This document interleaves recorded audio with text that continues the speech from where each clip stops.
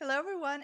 The Indie Council is in session. Welcome. This is a place for the leading voices from across the industry to gather to talk news, titles, and everything indie.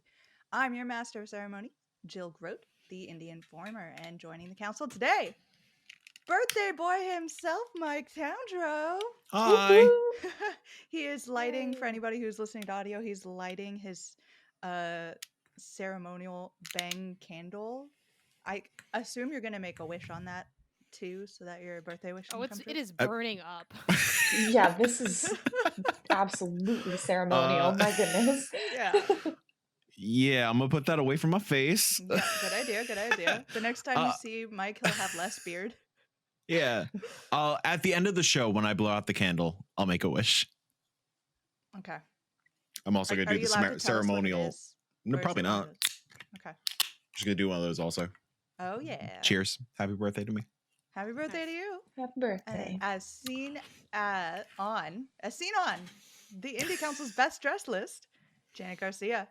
Hello. How's Hello, it going? Janet. I got a chance to see you more recently than everybody else on this panel, and Yeah, we looked amazing.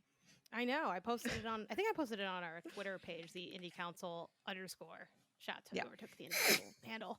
I'm sad we didn't get a Day of the Devs picture because I think it would have been funny to have like us not working and then a picture of us working. But I just I don't know. Yeah. You're so busy. I didn't want to slow you down for my photo op. I felt like I'd taken so many pictures, and at the end of the week, I was like, why do I only have one picture? That's how it always goes. Mm-hmm. Nobody thinks about pictures when they're in the moment. The last thing, and then I want to hear Jenny get introduced. But I realized this year that it is a mistake to take a picture with someone on their phone and think that you're gonna ever see that photo again because Yes. I'm like, is this for your private printed out photo album that only you see? Like, tag me in that. Like, what's going on? And I think that's everyone, right? No more introductions to be had. Yep, I just don't Or- know. Only stateside, yeah. Yep, don't. Also on the council, guest 564825, otherwise known as the host of A Mouth-Watering Wholesome Snack, Jenny Wyndham. Hello. Coming at you from Hello. the UK today. Woo! She wanted to join us so badly, you guys. Mm-hmm. And technology was trying really hard to fight us on that. It's been, But- yeah, the internet really didn't want to deal with me today, but I said, no, I must talk about indie games. You will not stop me. Well, we got at least 2 hours, so don't jinx it, okay? Let's knock on wood. Knock Let's on make sure wood things somewhere. stay cool. Yeah. And one of the big reasons that we want everybody on the panel today is it is our end of the year extravaganza. Normally we would go into like indie news and topic of the show, and we sort of have that. But it's really going to be just one big celebration of everything that's happened. The Game Awards. We're going to be talking about our own awards and top tens, and you don't want to miss it. So keep tuning in, I guess. I don't know what the term is for podcasting. Keep listening / watching. You know you are. Keep on hitting that gavel. The gavel ghouls. Sorry, continue. Yeah.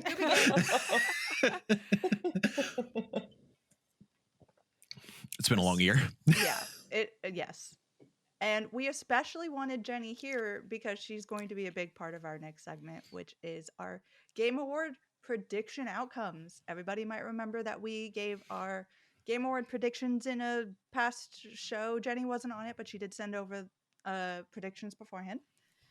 And I'm going to go through all those categories and see how all of us did. So, number one category, games for impact. I went for A Space for the Unbound. Janet was all about Venba. Mike went for Terra Nil, and Jenny picked Chia, self-interestedly, perhaps. Corporate shill. I figured, well, and I wrote to you when I wrote the nomination. I was like, my heart, like I personally love Venba, but I also am like, I have to say Chia because I worked on Chia. Yeah. And also the team, you know, I think they did a really great job on Chia. So. Yeah. And she's not wrong because Chia won Games for Impact, so that's 1 point to Jenny. Woo! Heading into the first of two of our categories that didn't actually make the main stage. Best RPG. I I went with my heart like Jenny did, but it failed me. I picked Sea of Stars because I wanted it so bad. But Jenny, Mike, and Janet all picked Baldur's Gate 3 for a delightful win, which everybody gets a point for except for me. Do we get the point even if it's not an indie game? I mean, you said it. That was your prediction, so I'm giving it to you. Debut indie.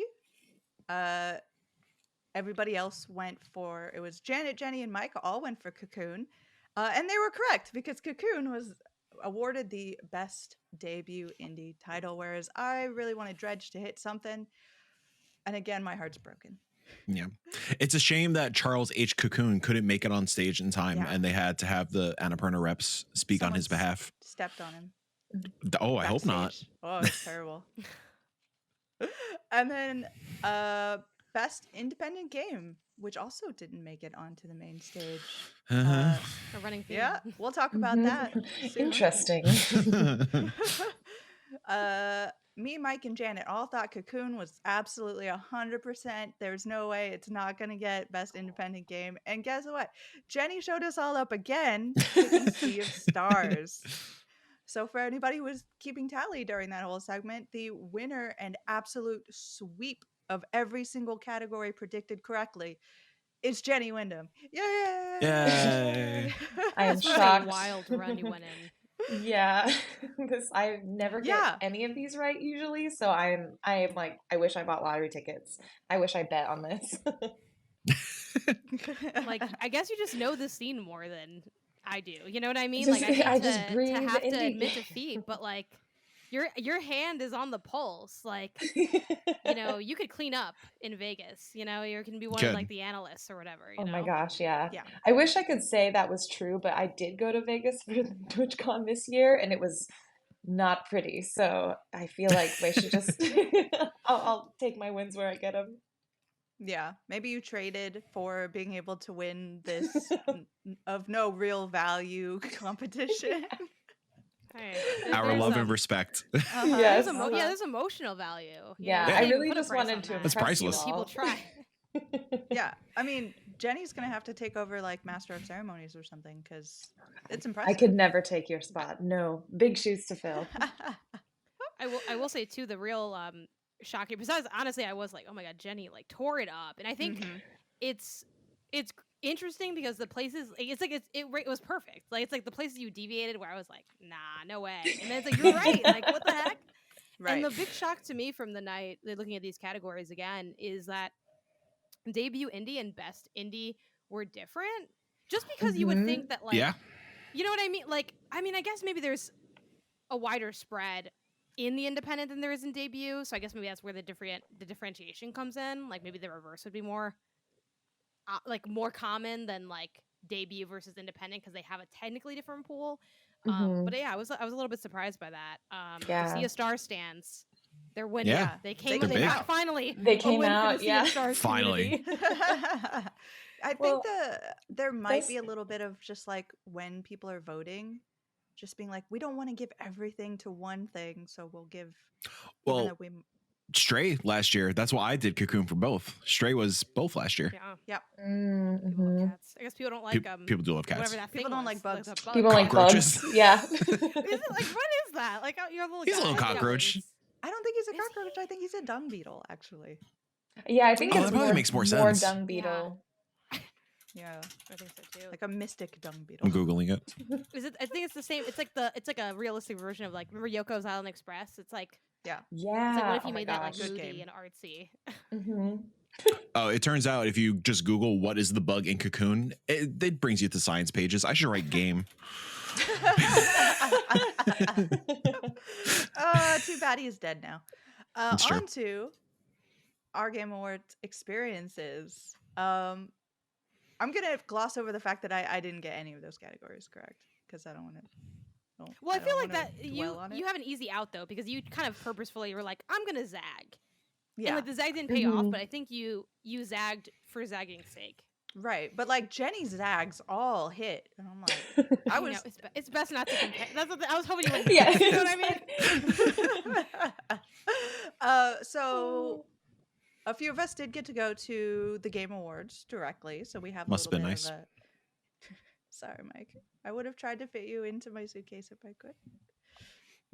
You ain't fitting this man in a suitcase. I have a big suitcase, so I don't know if it's 6'3". ball up. Well, I was gonna Are say you because you could balling? like curl Mike? up, right? So Cocoon really, it it's in like there, you know? I am half pretty fit. amoeba-like. I could squeeze into a backseat of a car pretty damn well. It's I all will that say. boobies. That's what it is. Yeah, That Yeah. gooby Boobies energy. training. Yeah. This is Yeah. what it's That all meant for. BGE. But I mean, you got to have a different experience. It was interesting speaking with my partner after the show and seeing kind of things that he saw or didn't see versus things that were like obvious to someone in the crowd. But yeah, let's talk about how was everybody's Game Awards. Whoever wants to start out, Mike, you look like you want to say something. Yeah, the last episode of IndieCast started with an hour-long tirade of just anger Yeah. about the run of show, and obviously, I mean, we don't have to go like super into detail because everything's been said exhaustively at this point. But yeah, I mean, you know, the cutting off the speeches, the not including like independent game as like a core spotlight category. Same with RPG, which is wild.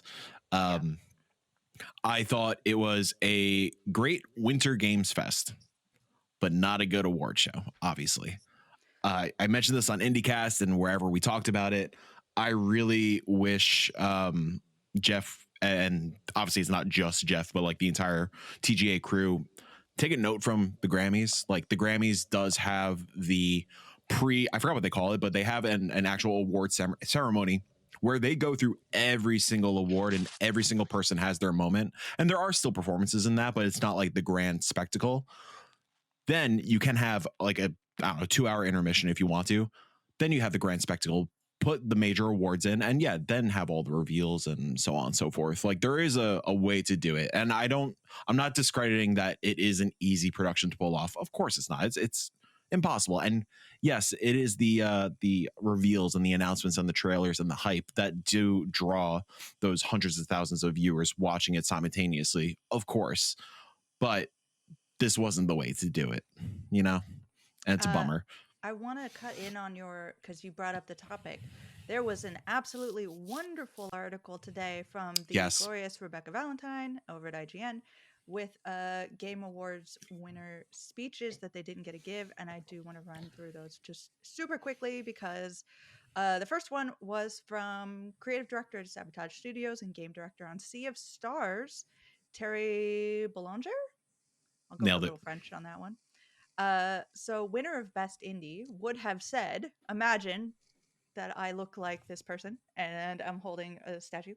Hi, Terry. It says, congratulations. Ooh, yeah. Wow. Oh, I don't know how this happened. I've been outspoken throughout development that Sea of Stars is a game that's incredibly personal to me. It would be hard to put into words how much it means that the team allowed me to share this vision and then poured themselves into it to such an extent. That is something I'll never forget. We are all so lucky to do what we love, and I try to keep that reminder close every day that I have the privilege to make games. Like many productions, it's been a very challenging, fulfilling journey. Everyone from the team at Sabotage has poured an incredible amount of heart and soul into this little world we created. It is a real delight to see everyone that gathered to celebrate it. Shout out to our partners Decoup Animation for their amazing job on cinematics, and Kowloon Knights for believing in us from day one. And finally, a big warm hug to all our fans and their incredible support since the game was announced. Thank you. Yay. Yay. What a Woo. great speech. Ooh. And then Jenny, I don't know, because unfortunately Jenny had to be on mobile. I kind of wanted you to read this. Are you able to? Or is that Yeah, gonna be a problem? I am able to. Are you talking about Phil? I would also like you to impersonate this Yeah, person as much as Oh my gosh, Phil or not if that's is like way too hard. Phil is way too cool. I am not that cool, but I absolutely would be happy to she read. says that she's like joining us from Europe. Oh my gosh.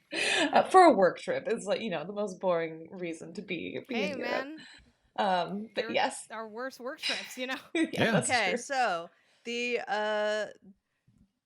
award for the Games for Impact, Chia. Woo! Ooh, Hey, it's me, yeah. Phil, the creative director at Awesome. I think. Can anyone else hear Okay. Jenny, or is that just me? Oh Oh, Whatever. no. okay. Gross. You can hear me? No, you're good. You're good now. Weird Okay, internet. go There's ahead. weird You, like, delay. lagged for a You're second, good. don't worry. Yep. You're good. You're good. Okay, Go ahead. perfect. This has an especially symbolic place in my heart because the first time we revealed Chia was on this show, and back then we couldn't believe that a little piece of New Caledonian culture was, for the first time, being broadcast to millions of people around the world. Oh no. It'll catch up. It's It'll catch just up. like the It'll catch up. real. It's just like the real Game Awards, everybody. Jeff's like, not so easy, is it? Jeff heard us talking about him, and now he's cursed our little No. podcast. Should I keep going? Oh, there. Oh, Oh, there's movement. okay, Jenny. Okay. Go right on ahead. Okay. Should I start from the beginning? Oh God. Okay. Because Uh, did you hear Janet, the beginning first I'm part? ten tag minutes. teaming you in. Yes. Pretend to be Jenny, Jenny. I hope you can hear that we are switching it up while you kind of reconnect, but I'm going to go ahead and Yes. read. So, Phil Crivo, creative director of Awaseb and game director on Chia. There's also a quick author's note that says Sony's Shuhei Yoshida accepted the award on behalf of Crivo at the Game Awards and did offer a short speech. And Crivo also shared his own thoughts with us since he couldn't be there. This has an especially symbolic place in my heart because the first time we revealed Chia was on this show. And back then, we couldn't believe that a little piece of New Caledonian culture was, for the first time, being broadcast to millions of people around the world. We were incredibly proud then, and even prouder today. There are many people to thank. Thierry Boroa and Marilo Lopez for taking the leap of faith with me, my Awasep family for their trust and unbelievable talent, Alexis Garvaryan for somehow believing in this crazy project, everyone at Kepler who I love dearly, Greg Rice for noticing Chia so early, and everyone at PlayStation. Thanks to the Game Awards for celebrating games like ours, and congratulations to the other nominees who deserve this just as much. And most importantly, I'd like to thank the whole population of New Caledonia for championing and embracing Chia all along. This award is not just a celebration of what we made, it is fuel to keep going and to keep telling stories that are deeply ours, believing they will keep resonating with all of you. Yay. Standing ovation. Yay! And then Jenny jumps on stage and tackles him. Yeah. I did put Violence. in our, just for like the podcast listeners, like in our group chat, I did put like, Jenny, like, go accept the award. Like, obviously, you know, she is great, but I was like, I really wish Jenny could go on stage, even though it's like, it would be. Come on, that would have been the talk of the entire show if Jenny had just tackled Shuhei Yoshida. Can we talk about security? Like how stacked it was? Oh yeah, it was sad. It was impressive. Like, And I don't blame them. Yes. I was trying to take pictures, and every one of my pictures of like the performances has like at least one very Yeah. big muscular human being, Yeah. just like Mike is doing right now with the arms crossed and like in silhouetted because they're not like on the stage, so it's Yeah. just this black darkness of scary figure trying to keep Honestly, people away. That's what the show really needed. 3 hours and 17 minutes is just a good old tackle from a big man. I really needed that late in the show. Yeah. That kind of dovetails into sort of my in-person feelings about the show because it's amazing to be able to go. I'm really glad that I was able to attend, dressing up and seeing everybody else dressed up and like having fun times and connecting with people, and like I got to meet not only people that I know and that I'm friends with, but also totally new people who I'm like, hey, I know you from the internet. That's always a really weird situation. But going into the show itself and being like, you're in your finery and you're there for like 4 hours and you don't get to go. Like at one point I actually did try to take a break, like a bathroom break, and like they kind of stop you from going in again until there's like a Yeah. stop in, Mhm. Yep. in the production. So I missed the seeing Chia get its award live. Oh, that sucks. I know. I was like, I thought I picked a perfect time. We were right in the middle of a commercial. I'm like, I'm gonna do it, but no such luck. Yeah, Yeah. last year, so obviously I didn't go this year, but I went last year and I made sure to strategically pick an aisle seat so I could at least stand every commercial break. That's kind of the way to go. Oh yeah, it's so bad when you're like doing the shuffle Yeah. and you're like, I feel so awkward right now because like everybody's looking at you because you're blocking everyone's view of this event that's happening. And Yeah, I did the kind of another critique that's been going around, notably from Nat and Bless. I was in the future class seats last year, so I understand that pain as well of just having the jib in front of you, so like you can't see the show. Bonkers that those are the future class seats. I thought those were just the scrub seats for like the cheapos like me. Just Yeah. yeah. Well, sometimes they end up I'm- being the same, and Very true. and Yeah. that's unfortunate. But I mean, yeah, for the being there, it was my second year attending. And yeah, it's fun to dress up. It's great to see everybody. But it was the first year, which again, we'll be brief because much like Mike said, the discourse is discoursed already, so it's like we don't need to get too into it. But yeah, it was the first year where I really felt like I left just like not feeling good about the show. And obviously there were like a lot of exciting announcements, and whether it was in the pre-show or the main show, there were even a couple indie things which we'll get more into later. But it just felt like it was such a slight to the people winning the awards to have the timer be so strict, to combine that with also and there's always things that are quickly ran through, but when you kind of add it all up, it kind of reminds me of they say when you see one negative thing you start to see everything. Mhm. And while a Yeah. lot of the critiques people voiced about the Game Awards have been happening forever, so people are like, it's always been an ad fest, it's always been a bunch of trailers, it's always been it's like, sure, well, one, yes, it's always been those things, and that still maybe has its issues, but two, I feel like I accepted that to a degree, and I was like, fine, whatever, this is what it is. It's going to be a long show, it's going to be too long, whatever. But for this to also have like one of the things you already didn't do super well is now done worse, and it's kind of supposed to be the main part of the show, I think was really frustrating. And it felt, for me, not to like sound like, I don't know what the equivalent of white knighting is for like a studio, but like I just felt like weird. To me it would feel weird to leave and be like, man, a lot of those developers got rushed off stage, but I'm so excited for like Kojima, even though I am excited for those games and I'm excited Sure. for the indie stuff that's there, but like I really didn't feel any of that, because I just felt like it was just so like noticeable. I think especially being there live and seeing it happen in real time. Yeah, it was unfortunate, and I do think it'll change for next year. I don't know if it'll change enough, but Yeah. Jeff definitely noticed that everyone was talking about that, and the fact that he tweeted about it out the gate is a rarity, because there have been other Yeah. criticisms that I know he's heard that he like was like, hey, Just behind the Doesn't say scenes, anything about, yeah. whatever, right? He doesn't Yeah. address it publicly. right. Yeah.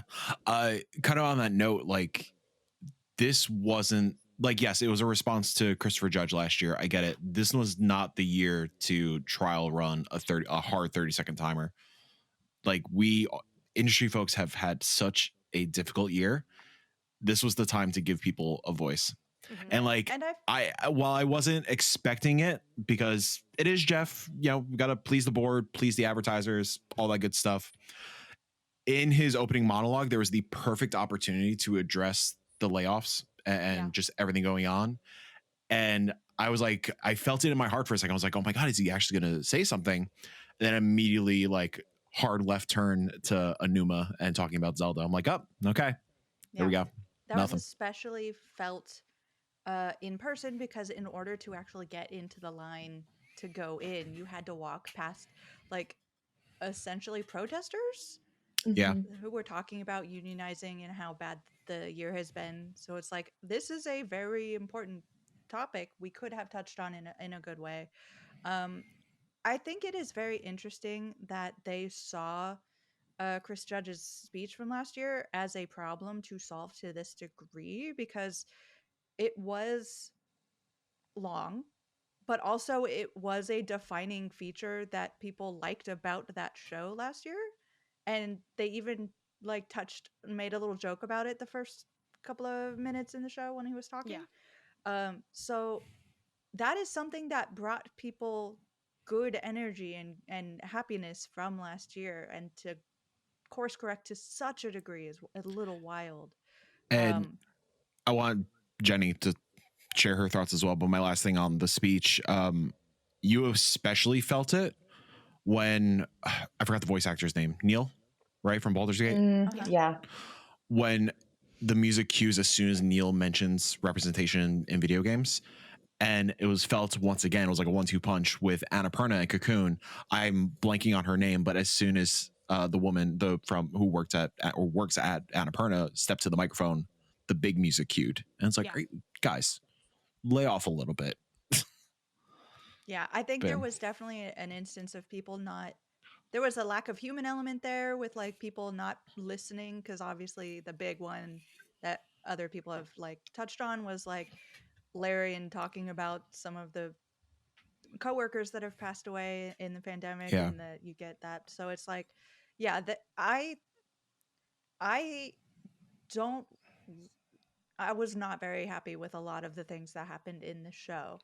But I am optimistic because I believe that Jeff is paying attention, obviously. I don't think that we're going to get a lot of corrections next year. I believe that. And if we don't, then that's the time to start saying like, okay, we need to start dismantling this, or we need to start like figuring out how this works, or start doing like blah blah blah. Like it's always going to be a balancing, like Mike said, because it's always been a little bit advertisement. It's always been about keeping certain parties happy. And a lot of that too is like, this is the biggest award show of our industry because of the announcements and because of the advertisements and that sort of thing. Like it is a hard thing to argue against, you know? Well, I Like think a couple of there's things have always to going to be that happen element. simultaneously, right? It's like this is absolutely like there is no show that can give any game the platform it has except for the Game Awards right now. Like that is just Yeah. the reality. Yeah. Yeah. I think because of that, I think Janet used the word slighted. I also felt very slighted by the fact that he didn't take the time after multiple opportunities of acknowledging he has platform to not say anything, but then Yeah. sort of doubling down and also not allowing devs to say anything that was sort of the like it felt very disrespectful to me, whether or not it was intended to be that way. And I think especially like Mike was saying, in light of a lot of the concerns that like a chunk of the future class had brought up in terms of like the geopolitical climate happening right now, Uh-huh. about the layoffs in the game industry. It's like it felt like Jeff almost didn't really trust the developers themselves to speak to the issues that were important to them, which also felt, again, it just felt very like frustrating. And so while I simultaneously want him to I hope he takes this feedback, I hope he improves. Again, a lot of these issues are things that have been bubbling just over the years with the Game Awards. So maybe this is the thing that'll like get him to really see and start shifting the format of the show even.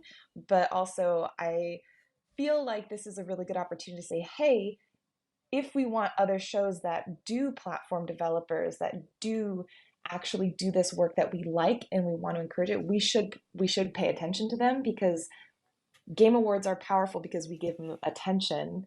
And if we gave other awards, like, long process, but I think we could give other shows like Day of the Devs, which is what you'll probably talk about in a second, or BAFTAs. We have other shows that do similar things, that do GDC have is coming up, and I industry always love stuff going their on. award ceremonies. Exactly. I love So. DICE also. DICE Awards are Yeah. fantastic. Yep. So I think I love the Hey. spectacle, but yeah. Yeah, of course. I will say there is a reason I tweeted something from the 6-1 account last week. Mm-hmm. Maybe we'll ready talk. for it. Maybe we'll talk. I think too, like this sort of maybe ties into how the show was for indies and the kind of things we saw. It was an interesting kind of. I don't want to say it was a complete contrast because there were like flashes of it, but it was interesting attending the show now, being on this podcast with all of you and looking at it from that indie perspective, because there definitely was like that indie presence in some pockets, like even a little bit more so than I think previous years. But at the same time, there was stuff like, oh, some of these indie awards not really getting space on stage or not really having those moments. So unfortunately, I never went back to get the direct quote from Jeff, but he said something to the effect of, it's not lost on me that all the Game of the Year nominees are, and he basically says, AAA games, so it's important to use this to showcase new projects. And while, you know, he did that with definitely some titles for sure that we saw like pop up, it was just kind of interesting. You know what I mean? Like I don't really have a big comment on how successful or not, but like I feel like this year more than other years that was sort of he drew attention to it in a way that he doesn't Yeah. normally. Like what was your guys' read on that, I guess, before we get Yeah, into the it's specifics of what was shown?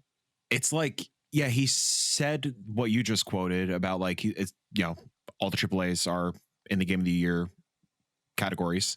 And there was also that quote of like, oh, it's so great that we could spotlight independent games on the main Yes. stage. And And then we'll obviously get into it like detail by detail, but like once again, the indie show was the pre-show, which like I'm assuming based on what my experience was last year. Well, am I correct in saying that everybody was chilling in the lobby during the pre-show?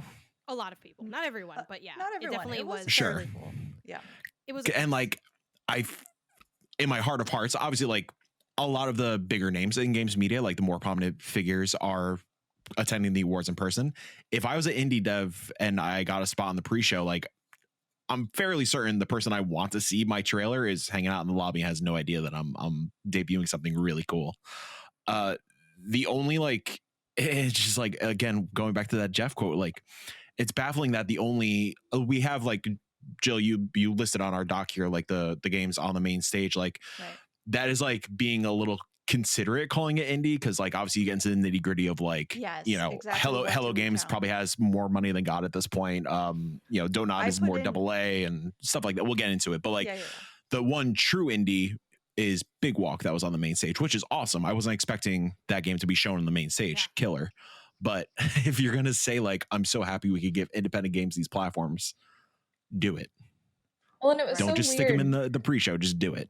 Because also I think it was the best independent game category, and I may be misremembering this, but I think most categories had 6 titles available for nomination, and Yes. the Yeah. indie one had only 5, one of which was, you know, debatable, Questionable. The questionable yeah, one. it was the questionable. So really you had perhaps 4 indies at that point who were kind of in that running, Well- I think, for a lot of folks, which was a weird call for me. Like, why reduce that category even more? Well, Jenny, when we talk about our games of the year, we only have a top 4. It's just those games. There are only 4 indie games Yeah, released there were this only year. 4 So indie games this year. yeah, Oh, okay, so they were okay, spot okay. on. Yeah. I mean, it was hard for me to differentiate a lot of the time what was in the pre-show and what was in the main show. Mhm. I did my best to like remember which is which, but it's so like a blur. Literally, I went back through my live reacting I did on Discord in my channel, and it in minute 9 of the pre-show, I was like, well, we're done for the evening. We don't need any Yeah. other announcements. We got Pony Island 2, we got Rise of the Golden Oh. Idol, we got Windblown all in that, Dave the Diver and Dredge. I was like, what else could possibly be interesting I for don't- me? This is amazing. Real talk, the pre-show was like one of the best, most hyped things of the year for like I- our specific niche. yeah. And the amount of people I met throughout the evening who are not indie people, who are like from big outlets and big like AAA studios and stuff, were like, yeah, the pre-show was fire. So Mhm. why are we not putting this on the main stage? Especially like, y'all, my mind was a little blown because we were all like, whatever Mullen's next game is going to be. Like, Mhm. why How- was that not on the main stage? Especially with like the cheeky foreplay on Twitter back and forth with Mullins and Jeff. Yeah. What the hell? I was so excited to see it, but I was so confused. I was convinced that I had somehow missed the pre-show, and I had like sat down and was starting during the main stage show. And I was in my Discord like, what did I miss, you guys? Yeah, I Uh, feel like too. Am I hallucinating, or did Inscription win Game Award stuff last year? I don't remember if it did or not. I'll go for it. If I know anyone it could, won look it up. It but just- something. I'll look it up. Let's rewrite the histories Sure, and just sure. say Inscription won literally. Let's watch the entire show from last year right now. yeah, just to really be thorough. But so Mike will bring in whether or not it did win anything. I don't remember offhand, but regardless of if it did win anything at the TGAs, it was a really popular, mainstreamed title. So you would think again, this is always going to be like to a degree the stuff that's flashy, even in the indie space, right? Like this isn't going to be a time for like, World of Goo is there, so maybe Goobies would be there one day, but like, the niche titles aren't really going to get on there, and to a degree I can get that, but it was really shocking to see something that was so hyped like not be on like the main stage. But I don't know. I mean, I guess it is still the go ahead, Mike. It was in 2021. It was nominated for Best Independent Game and Best Okay. Sim/Strategy. Sure. And it definitely won both of those, right, Mike? It did not. So yeah, I was really surprised by that. Especially too, like I had talked to Greg Rice like the day before about like predictions, and I'm like, well, I think like that's going to be something because like they were teasing it a lot. And he was like, yeah, like we had like conversations with them about like Day of the Devs, and they were kind of like, I don't think I need to be there kind of thing. Not like, in the kind of, hey, we're somewhere else. Like we have other commitments that we've made type thing, but without saying so. So I don't know. I thought for sure that would be main stage. I'm also curious to know, I wonder if they like had a perspective on the placement on the show. Like did they, because I know sometimes that's not the case either. Yeah. I remember talking to Sarah Prozorski a million years ago about, interesting enough, a crossover, Jenny with the Wholesome Games, where she didn't know that her game would be like the One More Thing. Oh, yeah. She's like, oh my yeah, God, yeah. we're One More Thing. She's like, for a second, I was afraid, like, oh my God, did they not put us in the show? Like, we're on the shirt. We have to be in the show. So I'm curious to know, we'd have to obviously ask if they were allowed to say if they knew where it'd be placed, or maybe the TGAs is so big that pre-show at TGA is still better than, Day of the Devs, which is probably true, but I'm just kind of curious how that laid out, I mean, from the Yeah, marketing side. Oh, sorry, Mike, you can go ahead. No, go for it. Go ahead. I was going to say, for the marketing side, like pre-show of the TGAs, I would say, like wishlist-wise, still, and visibility-wise, still probably more powerful than the Day of the Devs, which, love Day of the Devs, but I think just visibility is there. For sure. I do know that, at least from my experience, games do know whether they're in the pre-show or the main stage. I don't think they don't get like specific order, but they will know kind of which designation they have. Yeah, I don't know anything officially, so this is just me kind of speculating. But I suspect there is some differentiation of money involved in being in the pre-show versus the main show, which, for an indie, that's going to be a really big thing to keep into account. So I don't know if they always have to pay to beat. Well, Mike, you might have some more insight than I do in this. So again, with Game Awards specifically, I don't know much, but obviously there is the option of like, is it an editorial thing or is it a commercial piece? Like you could tell what the commercial pieces are. It's pretty obvious, like what the ads are. Like I'd imagine, like by the way it sounds at times, like I'd imagine like Jeff did give Capcom a bone. Like I don't think Capcom had to pay for like Monster Hunter.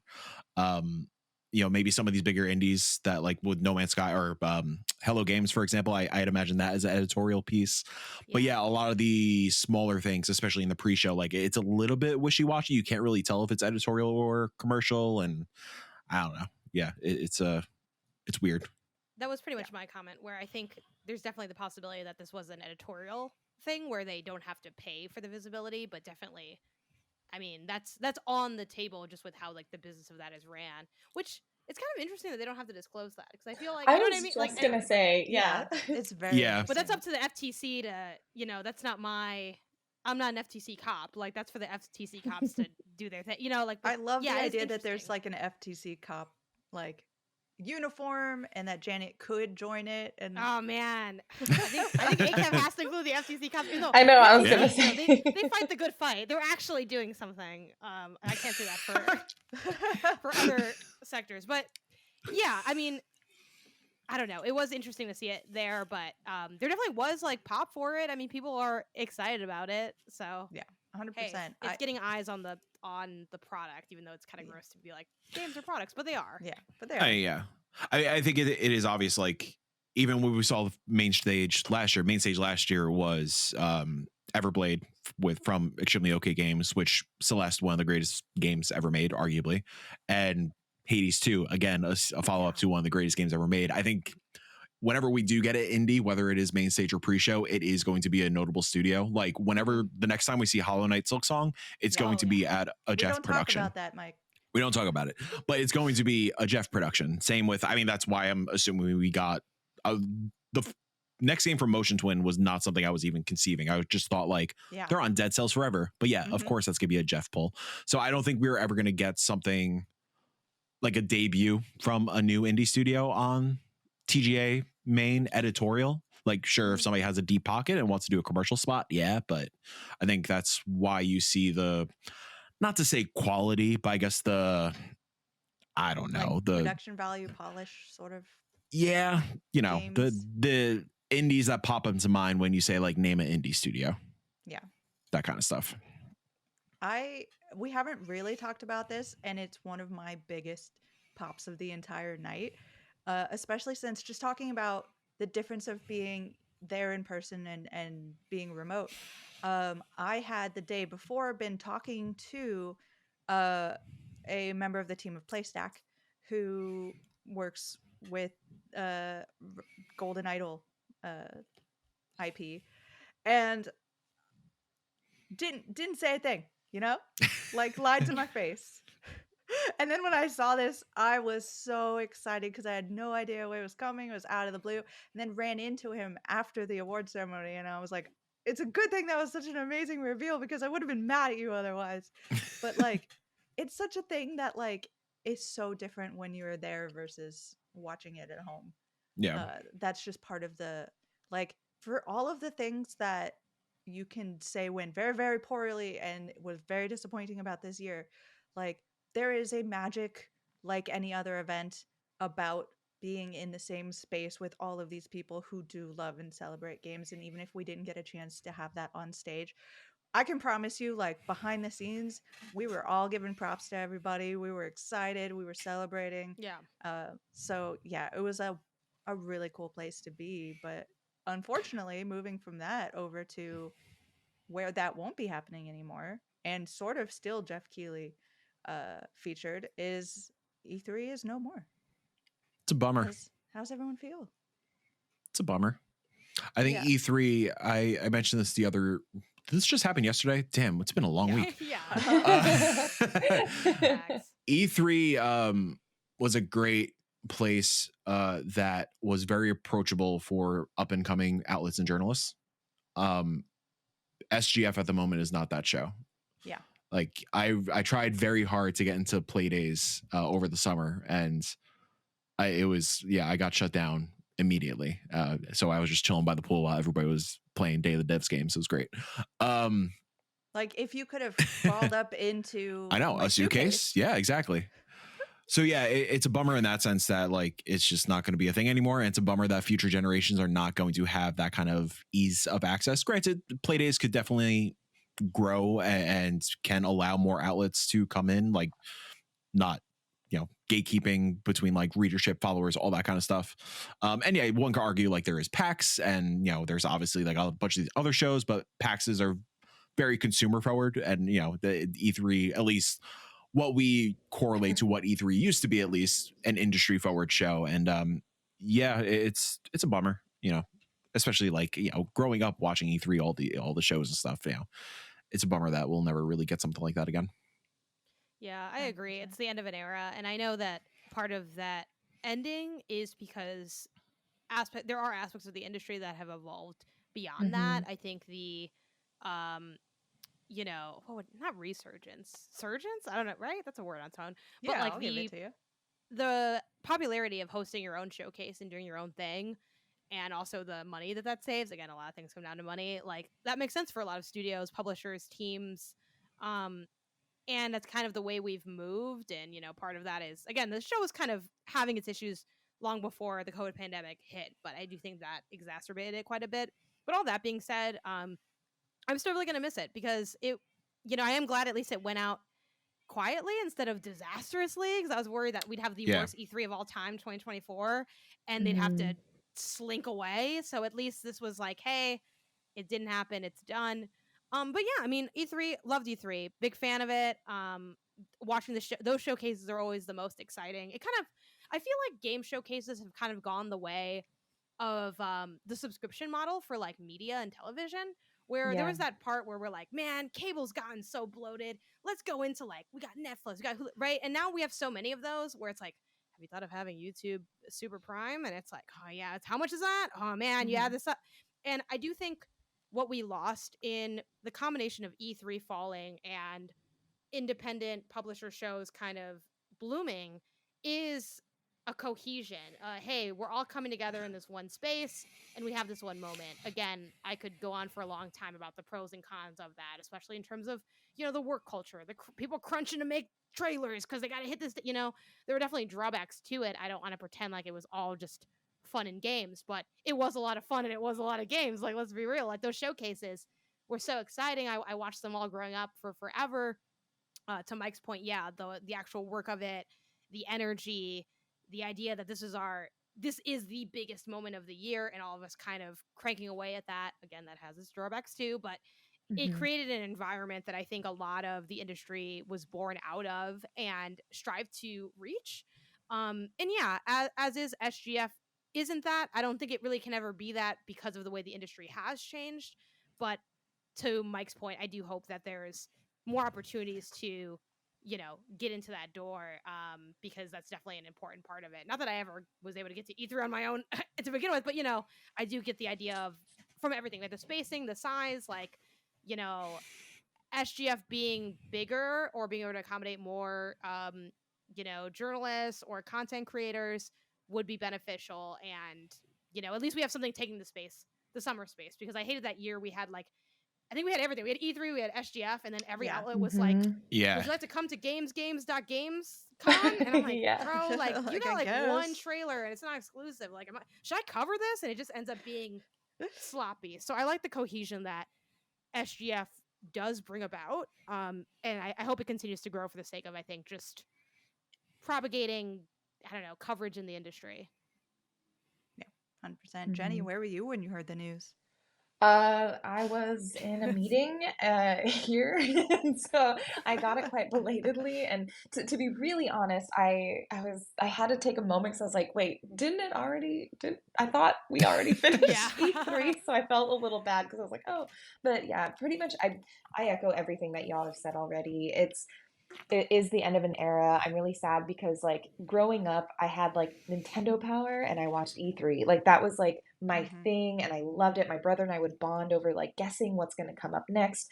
And it is really important to have, and that's why I think when we critique things like the TGAs or Summer Game Fest or even E3, back when it was happening, we critique it because it does provide like singular opportunities for an industry that is so disparate and like spread out over so many places and time zones to actually come together. And I really, really do hope that anything that pops up in like the Summer Game Fest and whatever happens, it does become a nice grounding point because it is something the industry needs, especially with all of the layoffs and everything happening. Like, I think that's also why it's so important to have people with platform to speak up about stuff in the industry because more than I had a discussion with a friend of mine and he was saying, well, it doesn't do anything, like it doesn't change the actual landscape if you speak up. And I said, well, it may not actually change things like systematically within the studios, but there is something so heartening about knowing that we're all in the same space, we're all doing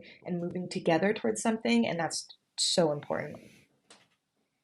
Yeah, kind of to that point, I was thinking earlier, even like before the Game Awards even happened, the events themselves, they're great.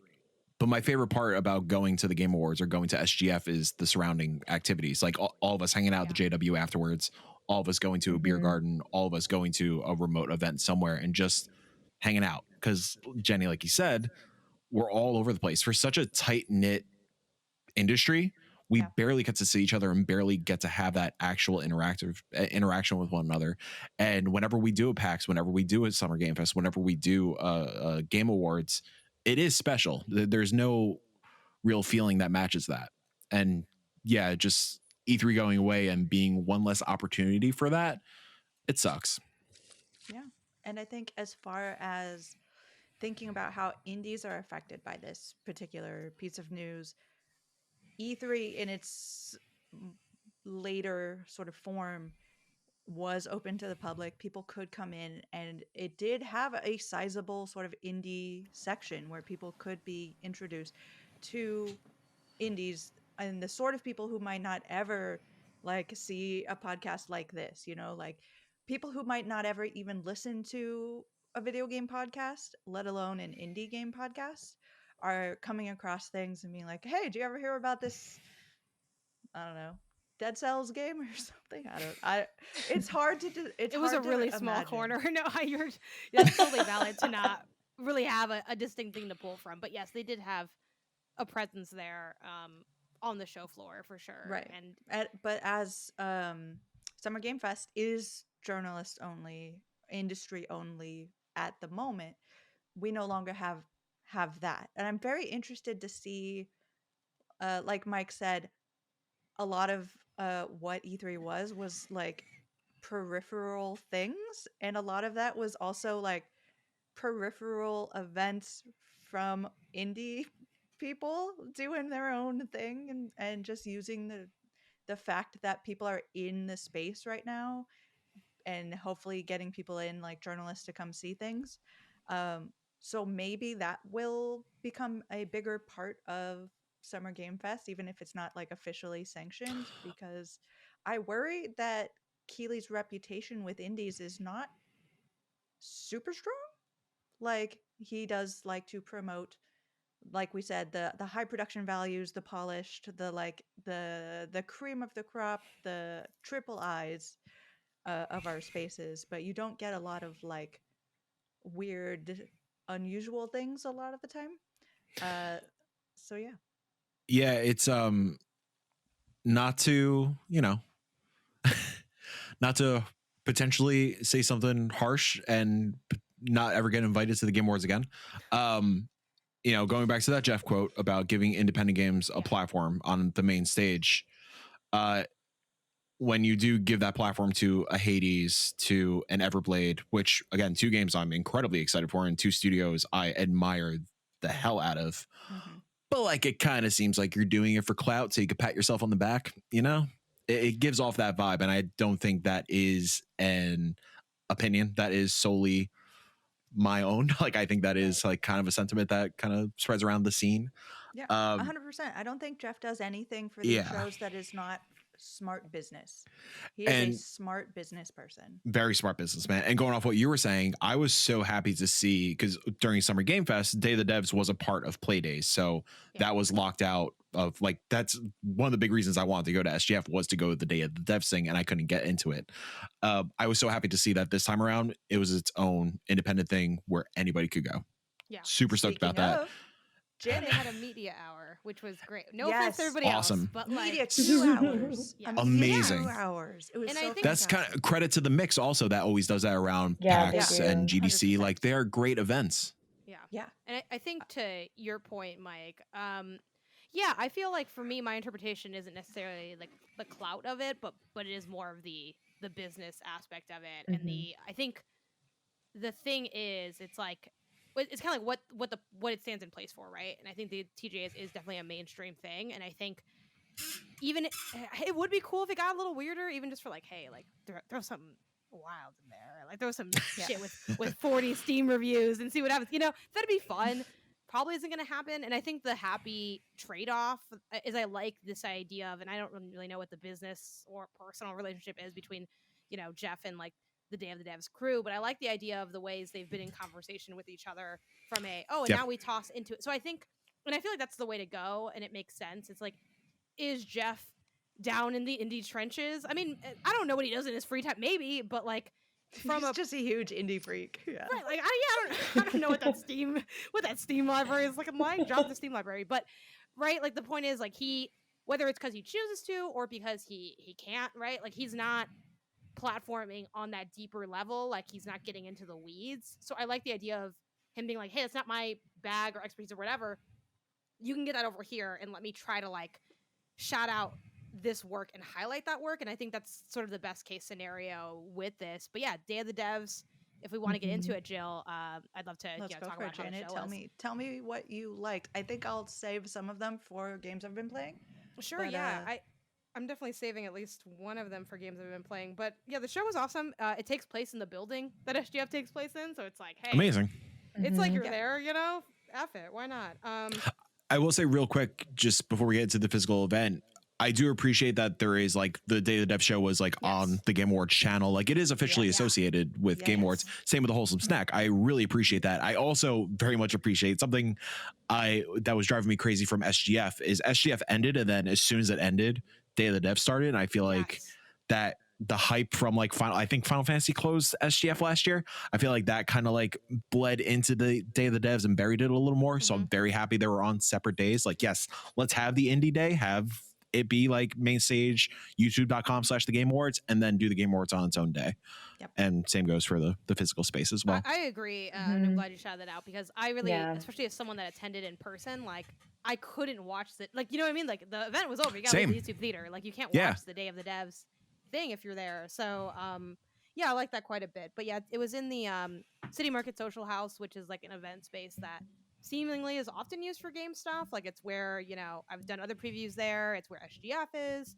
And yeah, they had the 2 media hours that Jill had alluded to, which I think is fantastic because it's just easier to, like, you know, have people do your work, and then have the general public come. The fact that it's free, incredible. I definitely could see it getting bigger too, just in terms of, I mean, the attendance was nice, I think, but I definitely think since it's the first time they've done this in LA, either ever or for a long time, the word hadn't spread as far as I think it can if they do it again next year. So hopefully they do that. But yeah, I loved a lot of the stuff I played. There was who could forget Give Me Toilet Paper, a game in Who which could they forget? put a Joy-Con Hell yeah. inside a roll of toilet paper, and you rolled that thing around to roll it on the screen. The most fun I've had in games. See, put that on the main stage. Let's get weird, Jeff. Come on. Oh, Like, let's do it. if he, okay, here's Honestly, the thing that I would though. love. It's not going to happen. If he had, that's what I mean. Just, I get it, you know, I get it. But put one weirdo thing. Put your, like, Yeah. put a weird art house, surrealist game from Listen, Devil's Advocate, wherever. Pony Island 2. It's that. Put it on the main But- stage. Yeah, put it on the main stage. Give me, like, a claymation game that's played in reverse. You know what I mean? Right, Like, just yeah. do something funky. Why not? Just one weird thing. And it's like, hey, what was that? You don't know, but it's now on the top of everyone's wish list. I really liked Oberty. It is a Okay. black and white puzzle game where you are essentially trying to recreate. They give you, like, on the left, like, this is the shape you're making, and then on the right there are shapes to help you make that shape, and you're kind of rotating them, so it's like a rotating block puzzle game. Death the Guitar was a fun game where you're like a little Yes. guitar with little feet, and you're running around, you're killing people. Like you do. Yeah, and those would be my top highlights. There's other ones that caught my eye, but I'm sort of saving them for like a longer session. A lot of the games, another cool thing, have demos available and playable. Definitely, sometimes that gets shouted out in a showcase, but if you're ever curious or whatever, or wondering, definitely check the Steam pages of the games you see that day or later, because a lot of times they do have demos. And I think I've always had the content idea of doing, we have Blank at home, which I'll probably do at some point, because I'm skipping some of the PAXs this year because I'm like, God, this is getting expensive. And so I'm like, okay, let's just do We Have PAX at Home. We play every game that's playable on Steam demos that is also at PAX, and like you can go through a lot of stuff that way. And I really like that so often indie titles do have those demos available. So yeah, check those out if these games speak to you. There are demos for a good amount of them. But Jill, what about you? What caught your eye from the show? Like, I was so like blown away by how smart Janet is. Because like it didn't even occur to me to look to see if there were going to be like publicly available demos. I was just like, you know, scheduling out like hours and hours of my day of like trying to get all of these indies in somehow. And I ran into Janet in the middle of running around, and she was like, oh yeah, I didn't schedule for anything that has a demo. I'm like, that's so smart. I can take I mean, I don't time and schedule sit for back anything and at all, relax so and I like just- I not have don't- people look at me while I'm doing stuff. Yeah, that's I think one of the ones I felt the most weird about playing in front of other people was also one I enjoyed immensely was Kind Words 2. Oh, Mm. nice. Mm-hmm. Because that is intrinsically something that you do sort of alone and sort of in the void. What did that demo look like? How oh, how do you demo that game?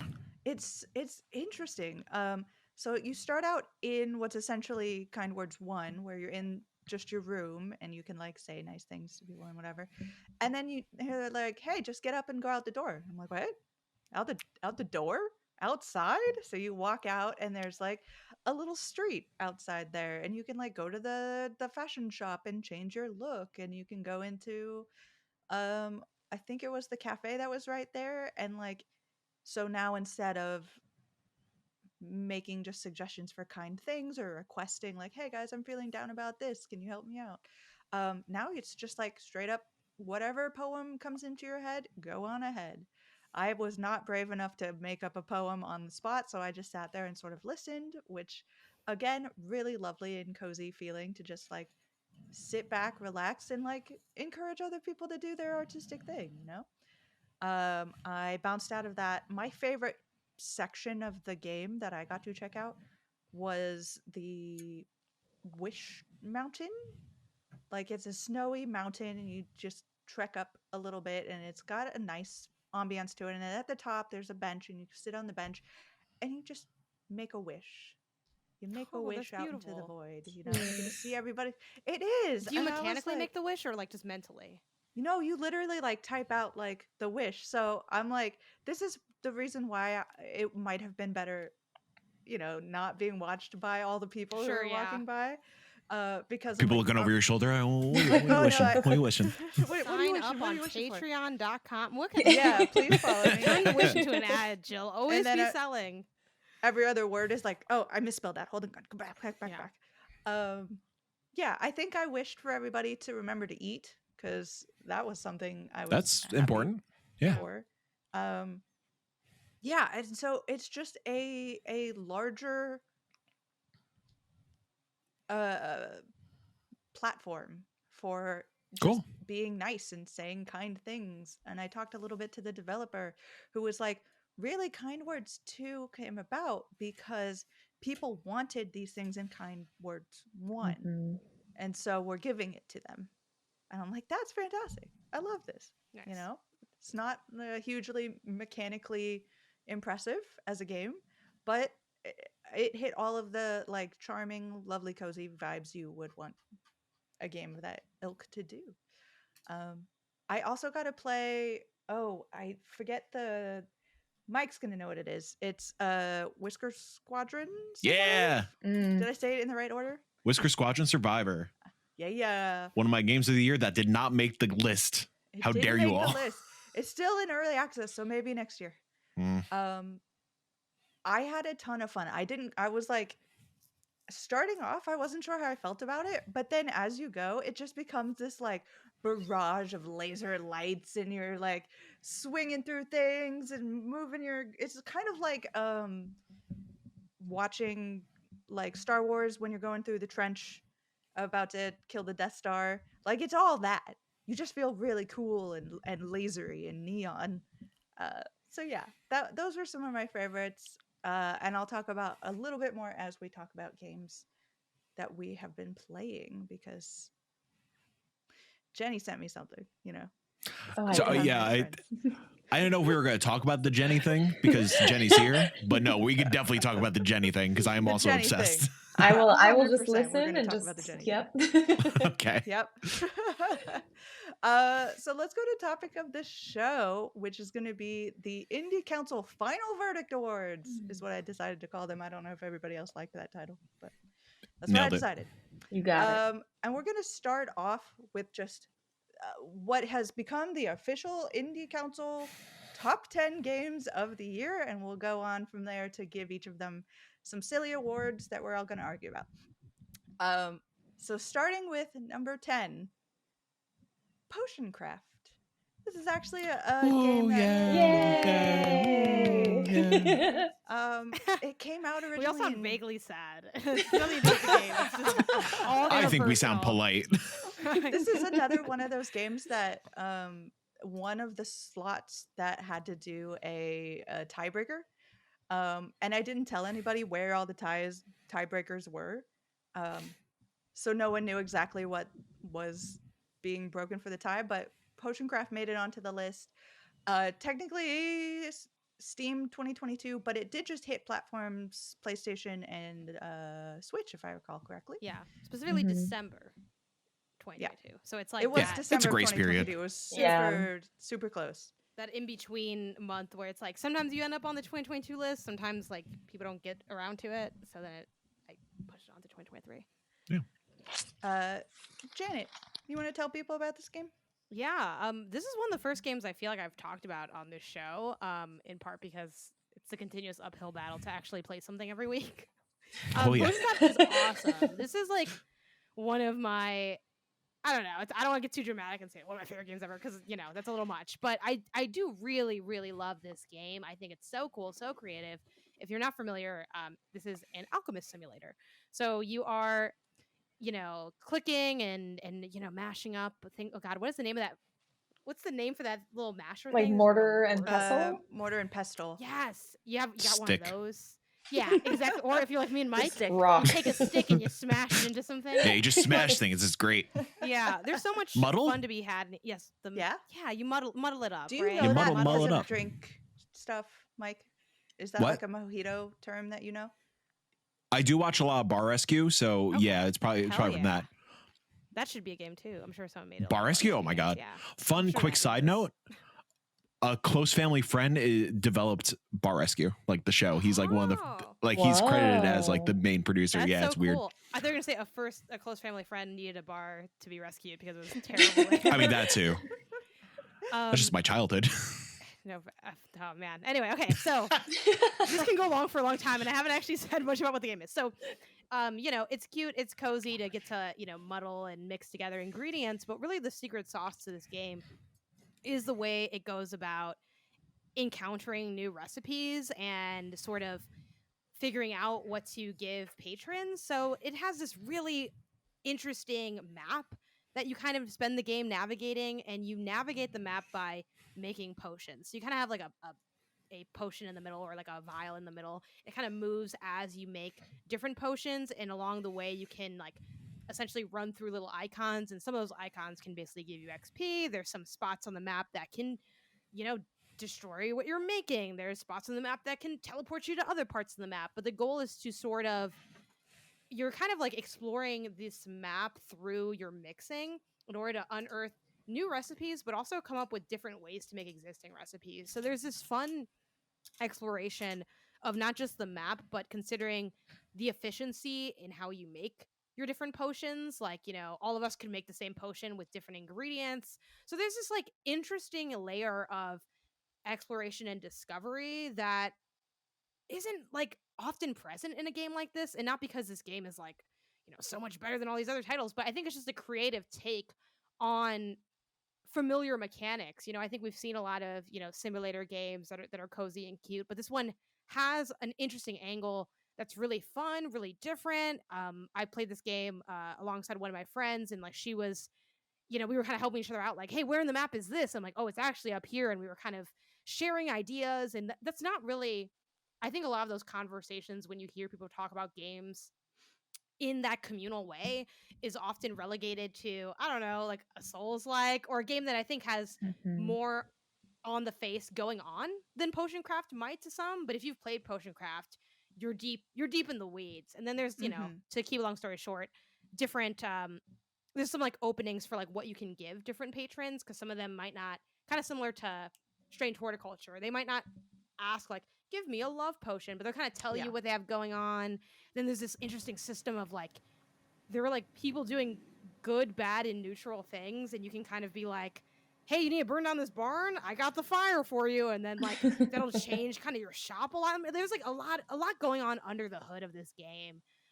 That's really interesting and makes for really enticing gameplay. Still to this point have not finished it because it's quite long. I'm spending a lot of time on it. But yeah, it's a blast and a half. So Potion Craft, deep Potion systems Craft. in an alchemist simulator. Okay, that's number 10 on our list. What award do we want to give this? And if I forgot about anybody this part. wants to go first, you can do that, but I've got a couple I want to throw out there. Mike, go ahead. The hydration award because you're drinking Oh. potions. I love it. Mm. Hydration award. You need one for every category. Mhm. Mine were the Must Muddle award Ah. Pretty good. and Not Like Other Sims award. Ooh, I like Ooh, that. 'Cause Not it has Like like a Other little bit Sims of is like good. toxic Yeah. pick me energy. That's good. Yeah. Yeah, I I like that like one. that. Okay, Um. is that our winner? Not Like Other Sims award. Oh Yeah. yeah. Mhm. If we're picking a Okay. favorite, yes. Congratulations to that name. Congratulations. Oh, and Potioncraft. We need to make Great. laurels for all of these devs to just send to them and be like, here's your Send 'em off. laurel from the Oh my indie god, we totally council. should. I'm already I love it. thinking about that. Okay, Mike, I believe in Yes. you. Let's do it. Okay, number 9 on the official Indie Council Final Verdict Top 10. In Stars and Time. Yeah. Jenny, do you want to go ahead and tell us about this Yay. one? Oh my gosh. Ugh, okay. I like how Janet was like, I'm not gonna go like too hard on my game. I'm like, I will go hard on In Stars and Time. This game has taken like it came out late November, right in the weeds of so many other games, and I was like, okay, I've been looking for this game. Let's see. I think it's gonna be really cute. This game has taken me on the most emotional ride I think I've had in a long time. Basically, it is very much in the veins of like an Earthbound or Undertale, Omori, like those quirky RPG indies. In this one, there is a time loop where you and your friends are actually at the end of the game in most other games where you're at the king's castle, king's house, you're about to defeat evil, but you're stuck in a time loop. And so right before saving the world, you keep getting punted back. Um, so it's for folks who don't like time loop games, because I know some people are like, I don't like that grind. I don't like the idea of repeating myself and like exploring. Maybe not for you, but I love being able to walk around the world, interact with things, and notice the very slight ways all of the details start to shift as you go through this journey. And I think the most outstanding part of this game is the characterization and the writing. I will die for every single one of these characters. There's this like character named Bonnie who is an absolute gremlin, and I love them so much. And so really this has been a surprise for me because I think in a year where I was like, I'm pretty sure my top 10 is stacked, my top 5 totally unmovable, this Yeah. has like shot up really unexpectedly in a really delightful way. I love it 100%. I Mhm. am very glad to see this in our top 10. I'm so sad that I haven't gotten further into it than I already have. But I think over the break, I'll be playing all of this and I'll be like, dang, why didn't I vote for this higher? But that is, kind of the curse of our position. As far as it is number 9 on our list, what award would we like to give In Stars and Time? The wibbly wobbly timey wimey. Wibbly wobbly, Wibbly wobbly, Okay, I timey like it. wimey. Honestly, it kind of fits the vibe of the game in like the weird, quirky way. I kind of like it. As long as Doctor Who doesn't sue us. Is it? Yeah, I know mean, nothing. that of would be Doctor ideal. Who. Same. You're in the Uh, UK, Jenny. I You should know. Yeah. Yeah, that's how it works, right? You cross the threshold and you just have like The knowledge Different just memories, yeah. characteristics. Yeah. enters my All these soul. stereotypical characteristics specifically. Yeah. I think the Um, other one I want to throw out there against Wibbly Wobbly Timey Wimey is do I need to repeat myself award? God, you're so much better at this. You're really good at these. Jill is a That's writer, all and I I can have. like tell. It's the writing, the one line written like thing. So it's like it's all I have, you guys. Don't take it from me. Okay, what are we doing? You wrote it. You got it. Yeah. Okay. Yeah. Do I need to repeat myself award for In Stars in Time? Moving on to number 8. Spin Rhythm XD. A win for the rhythm sickos. Uh-huh. Yeah. And this time around, Mike is going to tell us exactly why we should love this game. This game is such a vibe, y'all. Mhm. This just launched into 1.0 this year, I think back in March. I think it was around PAX East because I was really bummed that I didn't bring my Steam Deck to PAX East so I couldn't play it. But yeah, Spin Rhythm is what everybody's been really missing out about with Guitar Hero and Rock Band kind of going away. And it made me... my Joker moment recently, probably like last week, is everybody going crazy over Fortnite Festival. And it's like, y'all, Spin Rhythm has been here. It does it better. Just please pay attention. I've talked about Spin Rhythm on the show, but I think just the flow and the rhythm and really feeling this sounds like a Hallmark card, but really feeling the music and catching notes and just feeling the beat. there is no better sensation in a rhythm game a la, Guitar Hero Rock Band. I think this is the best game that has done it since those legacy games. And man, this has been my comfort food game all year. I think I've probably logged on to Spin Rhythm at least once every 2 weeks just to like either play a new track because they constantly keep adding new tracks, which is really awesome, or just to try to like test my skills on the higher difficulties or full combo some songs on normal difficulty. It is so good. It is so damn good. And if you have a Steam Deck, I keep beating the drum that this is the Steam Deck's killer app. Like, this is why you buy a Steam Deck, because it just works so well with that little trackpad on the Steam Deck. And another really cool thing, and I hope they lean into it more in the years to come, Lena Rain has a track from Celeste in this. Anna Monoguchi has a track in this. So I would love if they just go super hard onto indie OSTs and just make charts for those. Awesome. So I really hope we get like a Lena Rain pack or some of these guest composers coming in and doing remixes of some really renowned indie scores and soundtracks. So if you were to give our number 8 game, Spin Rhythm XD, an award, what would you give it, Mike? Just vibe. The vibe. Just the vibe. The vibe. The Award. vibe award. Yeah. The one that I put I feel down. like that can be while Mike misinterpreted was- is the only con of the Vibe Award. Yeah. I have Mike beating the drum award. Sure. Also another one that I don't know. Out of context, we might not be the allegations. I have. How about the Ika Ika award? I like that. Not sure how to spell it, but I do. That's. No, forget that's what a it good is. one. We just have to like record you saying that and play it every time someone reads it. Mhm. I have trackpad like no one's watching. Like I don't know. It's something. I have Can You Feel the Rhythm, and I don't know. Lose Yourself. So something. There's like a music pun. I feel like we can make. Is what I was going for. I was 100% with Feel the Rhythm, Feel the Ride. Get on up. It's Ooh. I was Okay. thinking that too. Okay. Yeah, I was gonna. That's like the first thing that came into my head, but I was like, no, that's too cheesy. But I think if Okay. we both thought of it, I'm definitely down for it. How about the Cool Runnings award? Wait, the what? Which one? These are our awards. Cool. We don't need to That's- make any. There's no sense with rules. our We're making the awards. rules right now. It's great. yeah, Wait, so what is it? the Cool Runnings Award. I like it. Guitar Hero died, so Spin Rhythm can run award.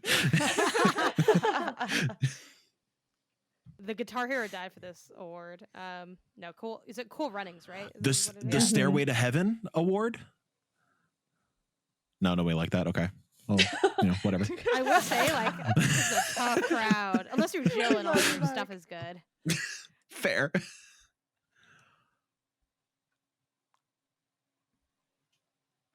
I feel like there needs to be. It can't just be the title of a song. Yo, I went to school for music and I got nothing.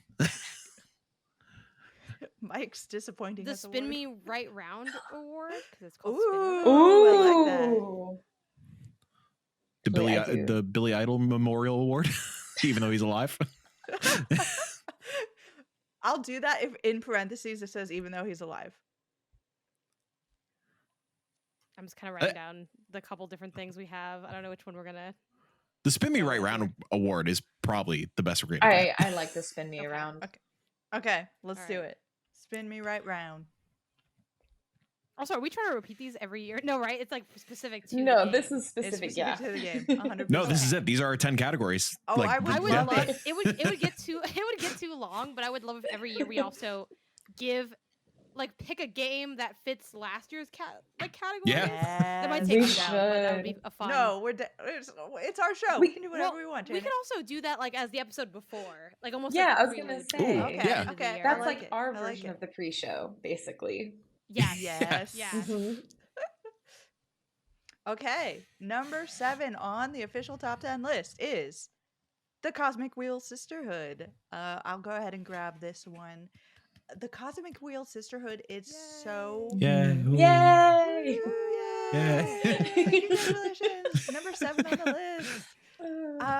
it is so weird, and like it is a thing that is made only in the indie space. You know, it is you are playing as a witch who has been exiled from her coven to outer space. Um and she, in desperation, having been there for like 1,000 years, I think it is, Jenny, Mm-hmm. that in desperation of not being able to see another human being for 1,000 years, has summoned like a demon to help her out of this situation, who turns out to be really nice, you know, and kind of cool and chatty and wants to be a friend. And you make your magic is centered around tarot card readings, in which it is not as much just sort of like like predicting what has happened, or feeling like it. There's a lot of like the cards you pull actually have some real bearing on what's going to happen. So there's a great amount of diversity of playing the game. So if you go in and you make a choice, it could completely change the way the game runs from there. And it goes from just like from that setup to like the world is pulling itself apart and it's all your fault, and like the universe is ending and you got to figure out how to fix it situation. So 100% like go. It is hard to explain this game without totally giving everything away, and I don't want to do that. But if you've not played this game yet, it is 100% worth your time. Number 7 on the top 10 list. What awards are we thinking about for the Cosmic Wheel Sisterhood? Goth Girlies Spin Rise me Up ri- Award. The Spin Me Goth Right Girl is Around award because the wheel. No, I'm just joking. The Round Award. I love it. Just 2 awards. Spin Me Right Round 2 award. Yeah. Electric Boogaloo.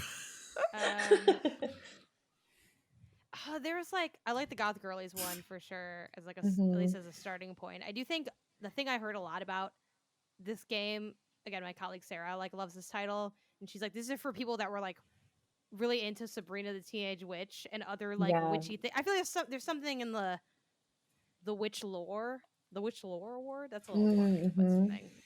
something. The in I that Dream vein. of award. Ooh. Ooh. Okay. Okay, this is maybe a bit of a stretch, but the hex appeal, because it's got like Hex witches' appeal! heads. Oh my No, I like that. god. No, Jenny, that's that's the Yes. best. That's it. Okay, Because that wins also, 100%. I love how 100 that highlights the sort of trend we are seeing, especially in the indie space, of like it's witch time. Yes, Yep. I love it. Mm-hmm. Jenny's a genius. My gosh, the pressure's off. I have my one good idea. You got one. Whew. Jill liked it. The So witch is if back. Jill likes it. Oh, it was the Also writer. good. Yeah. Ooh, that is good. Moving on to number 6 on the top 10 list. And by the way, I should probably mention how we came up with this list. I was We gonna all- call you on that, but I'm like, let me Yeah. call it at the end when we're Nah, done. keep it a because you're already secret. partway- Screw 'em. You're already We're partway halfway through our done. list, but I'm Okay, going to go tell ahead. everybody how it works. We thank you. Shout out to Barrett Courtney, who helped us figure out the very super secret solution calculations as to how Kind of Funny does their thing. We all contributed a top 10, which I will keep everybody's individual top 10s a secret unless you guys want to reveal it. And each game on everyone's list got a number of points considering where everyone had put it on their list. So these top 10s are a combination of everybody on the show and what they felt like was the top 10 of the year. And Mike was an agent of chaos. Can I ask why? I'm guessing that Mike had none of these games that are listed here. That's like Right, my only Mike was just like in left field. I'm like, okay, I'm giving all these points to this game, but Mike's the did only Mike one have that voted for it. nothing that was like communal? Is that the He had some, Okay. but it was like these are not. I was not expecting certain things to pop up. That I mean, spoilers. was- It's going to change in the next 2 weeks when IndieCast does theirs because I'm going to play so many things in the next 2 weeks. no fair? But okay, cool. you know, that's how it is. This is the official list. We can't change Janet. it now. Yes, Was Goobies on your list? it was. I, I didn't was- put it on my list. No, he didn't. I I was was surprised. curious. You know I what? didn't put it know, at number like- 10. You know, I was like, Like I was going to put it was as a fun 10. time. I was going to put it as 10 for the vibe. I was like, nah, I don't know if I could do it.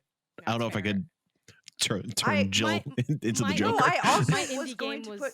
weak, so I like didn't have a lot of titles that I like had to pick. You know I what got I mean? to, I was like- okay.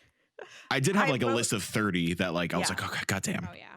Right. Mhm. I had like that huge list. I'm like, okay, I'm gonna take this list and I'm gonna put the things only the for sure top 10s. Yeah. And when I got done with that, I had like 15 games. I'm like, oh, what am I gonna do?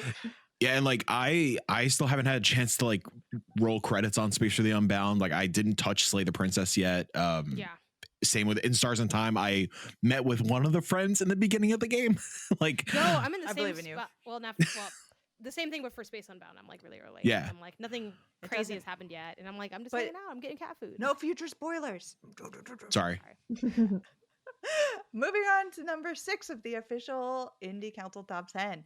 Chance of Sinar. Janet Garcia, would you like to tell us about Chance of Sinar? Yeah. Yeah. woo. Yay! Also, this is why I was like, let's not do the explain because it's like this. You know, Yeah, it's now all- we've we get, established the we get derailed precedent, so yeah. easily. I was like, I'm not gonna take us off the course.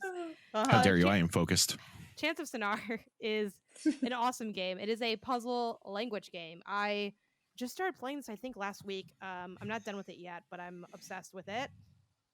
It is my puzzle game of the year, I think, in many ways. Ooh. Despite how many incredible puzzle games that were out this year, which I think is a real testament to how great Chance of Sinar is. So, the short version of the, I guess, gameplay pitch, like what you can expect to do, is you're going around and you're learning a new language, kind of presumably in each area that you're in. I'm like, if I look at that, I don't know what's being typed, but I just know I'll start laughing. Sorry. No, it's like, I'm not even God damn it, I read it. It's so funny. Okay. It's Okay, really hold on. funny. It's so funny. All right, Chance of Sinar. It is a you're like exploring the environment and you see different glyphs and you're trying to figure out what these mean. So the main mechanical thing, other than like walking around and interacting with things and like talking to people, is you're writing down in your notebook what you think these glyphs might be, and you can make those guesses kind of whenever you want. You know, you can just see something and be like, I think this means, you know, rise or grow or whatever, and you jot that down. You know, you type it in on the using your controller or your keyboard wherever you're playing, and it's kind of just there as a note. And later at some point in the game, there are these checks baked into the game where they will show you a page and it'll have drawings of something. So maybe it'll be a drawing of someone walking behind another person, and it's like, okay, like, well, I have something that I think is follow, so like I'm gonna put it there. And then if you get them all right, you know, there might be 2, 3, 4 to a page depending, then it'll solidify with like a nice little chime, and it's like, okay, cool, now I have, and you get the actual translation. So, you know, maybe you got up and the actual thing was open, but like, you know, you knew enough to like get the answer right. And that's really what I like about it. I like the freedom of how you can go about deducing. The big sort of TLDR thing I've been sort of driving home with people when I explain this game now on the couple different pods I've been on talking about it is a lot of times to make puzzle games not frustrating, a developer might enclose you in a space. Like, hey, I don't want you getting distracted and wandering off. The puzzle's right here. Chance of Sinar is the opposite. They're like, actually, go as far as you want. Keep walking around, because as you go, you're going to gather more information, and you'll eventually get to your answers, even if you get to them at a different pace than other players might. And I think there's something really, really cool, really different about that. Like, it's a game that I'm like obsessed with playing, but also I'm obsessed with seeing other people play, because it's fun to see, like, we all interpret like language and thoughts and like visuals so differently. And I feel like this is a game that kind of plays off of that in a way. It's a nerd learning game experience, and the art is gorgeous too. It's got this really stark color palette, kind of, you know, think Sable, think Rollerdrome, like this kind of cartoony bright pop, as if like you colored something in but you only had like base Crayola markers and you just like went ham and like saturated the hell out of it. That's the art style, and it's Yeah. super cool. So yeah, love this title. 100%. I gotta see Janet playing, I think, the first chapter. Yeah. And Oh my god. And then oh, dude, I played that thing so slow. When I saw my partner Isaiah play it, he was like, wait, I'm like, it took me 30 minutes on stream to get past this one doorway. like it takes longer on stream to do anything. Exactly. But watching Janet work through, and she's like, I'm pretty sure that this is something like this. I'm like, oh my god, she's so smart. She is like Aw, you're too right kind. on what this Mhm. is. But yeah, I don't know if I even need to ask what number 6, Chance of Sonar, needs to get for the award because Mike has written down It's the so best award for this. Are you ready? Go ahead, Mike. The Chance the Rapper Award. That's so So good. So I'm excited not only for this like year category, I'm excited to figure out what next year this will even Me mean. too. I love that.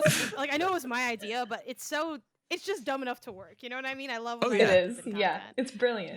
Yeah. Yeah, that was really good. So great. Moving great on name. to number Thank you. 5. It's brilliant. Number 5, A Space for the Unbound. And I'm actually going to Ooh, take this yeah. one because I'm going to save Jenny for Mhm. the next one. A Space for the Unbound is when I first played it, it was a demo and it was just the most bizarre. Like you start off, it's kind of anime AF, I'm not going to lie.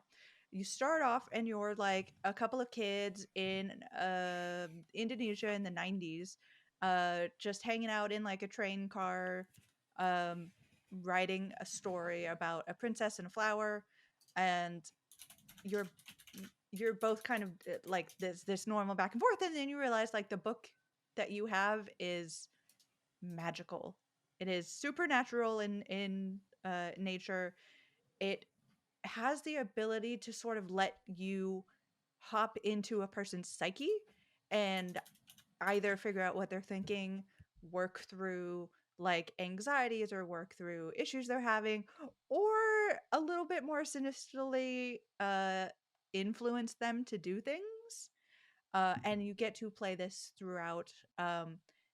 And you play as the male figure, and your slightly younger female protagonist is full of social anxiety. You see she doesn't have a great home life, and you're trying to make the world sort of nicer for her. And in sort of doing this, you drown and die in the first like half an hour of the game. You drown and die, and then as you are slowly falling to the bottom, cosmic things are popping out and things are happening, and you're like, what the heck is going on? I don't even understand. And then boom, you're in the classroom. You're not listening to the teacher. Your female protagonist is right ahead of you, and she turns around and she's talking about you being her boyfriend, and you're like, what happened? I was dead. And then it goes from there, and it only gets weirder from there. So that's why you should play this game. It's absolutely fantastic. I cannot stress enough that people need to get through it. It is so fun. Number 5 on our list. I am really interested in what award we may give this. Real quick though, I will say I haven't rolled credits on it yet, but I think Space for the Unbound really solidifies Bojikin Studio as just one of the best, like the really strongest studios for narrative driven games and just narrative in art in general. Like they're just so good. Which is 100%. tough because like that is out Yeah, of all of the genres, I feel like strong narrative games are like the hardest to really nail. And so the fact that they just knock this out of the park is outstanding.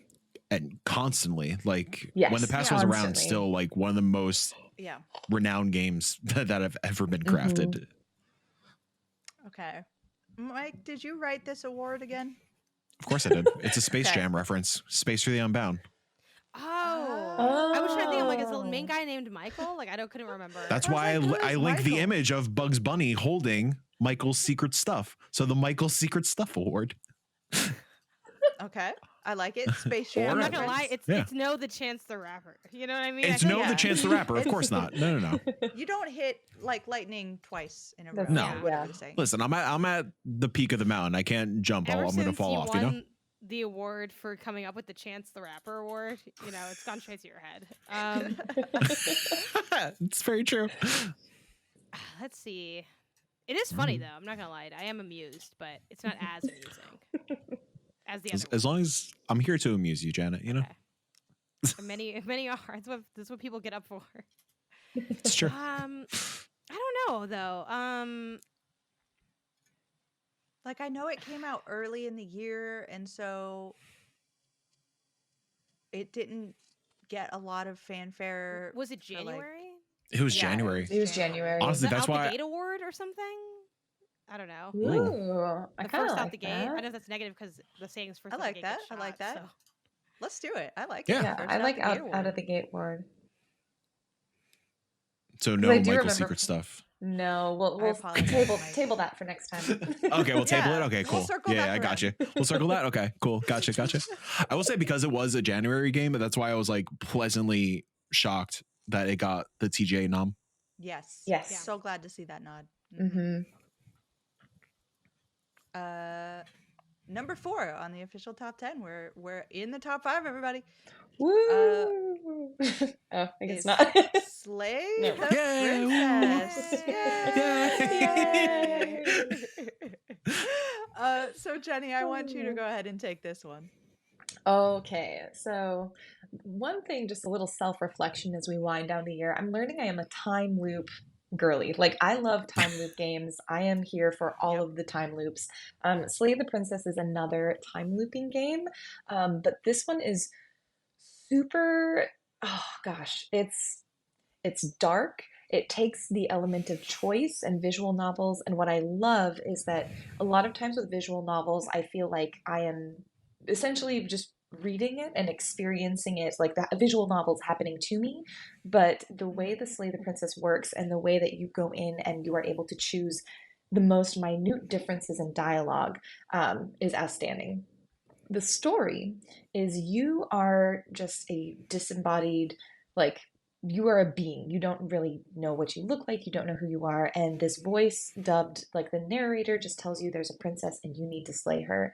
And so the entire game is you deciding what to do with those instructions. And every time you visit the princess, essentially she will evolve based on your choices. And it gets way more existential and way darker and is way funnier than I think a lot of people may be expected, especially if they haven't encountered the devs' previous visual novel works, which are also outstanding. It's got like the dark side of heroism. It's really like cerebral. So people who love like meta game and like thinking sort of outside in terms of breaking the fourth wall, I think would love this. And it's also not so big that you lose yourself in the choices. I felt like this was also a really manageable game to play, and I felt like I could eventually keep track and I could reach an ending, many endings actually, and it was just really, really entertaining to play. And this is another one where narrative games really popped off this year, and this is another narrative team that I'm very excited to see what they continue to do. I don't think I've ever experienced something out of like a PAX that like totally took over the show, and Slay the Princess totally took over PAX East this previous year. No matter who I talked to, and like even if it was a person I would never expect would vibe with what that team does, or just obsessed over Slay the Princess. So I'm so happy that like that broke into the mainstream quite a bit, especially during busy season. Well, busy year. Yeah. But yeah, super cool. I'm also happy that this came out and has been doing as well as it is, and everyone's like really into it. Just because I first heard about this game when Jenny, you brought it up during our indie panel that we had at, I forgot which year that PAX was, because it was this the last one? Like 1952. Yep. Back in the day. No, this Nailed was it. the last PAX West, I think. Yeah.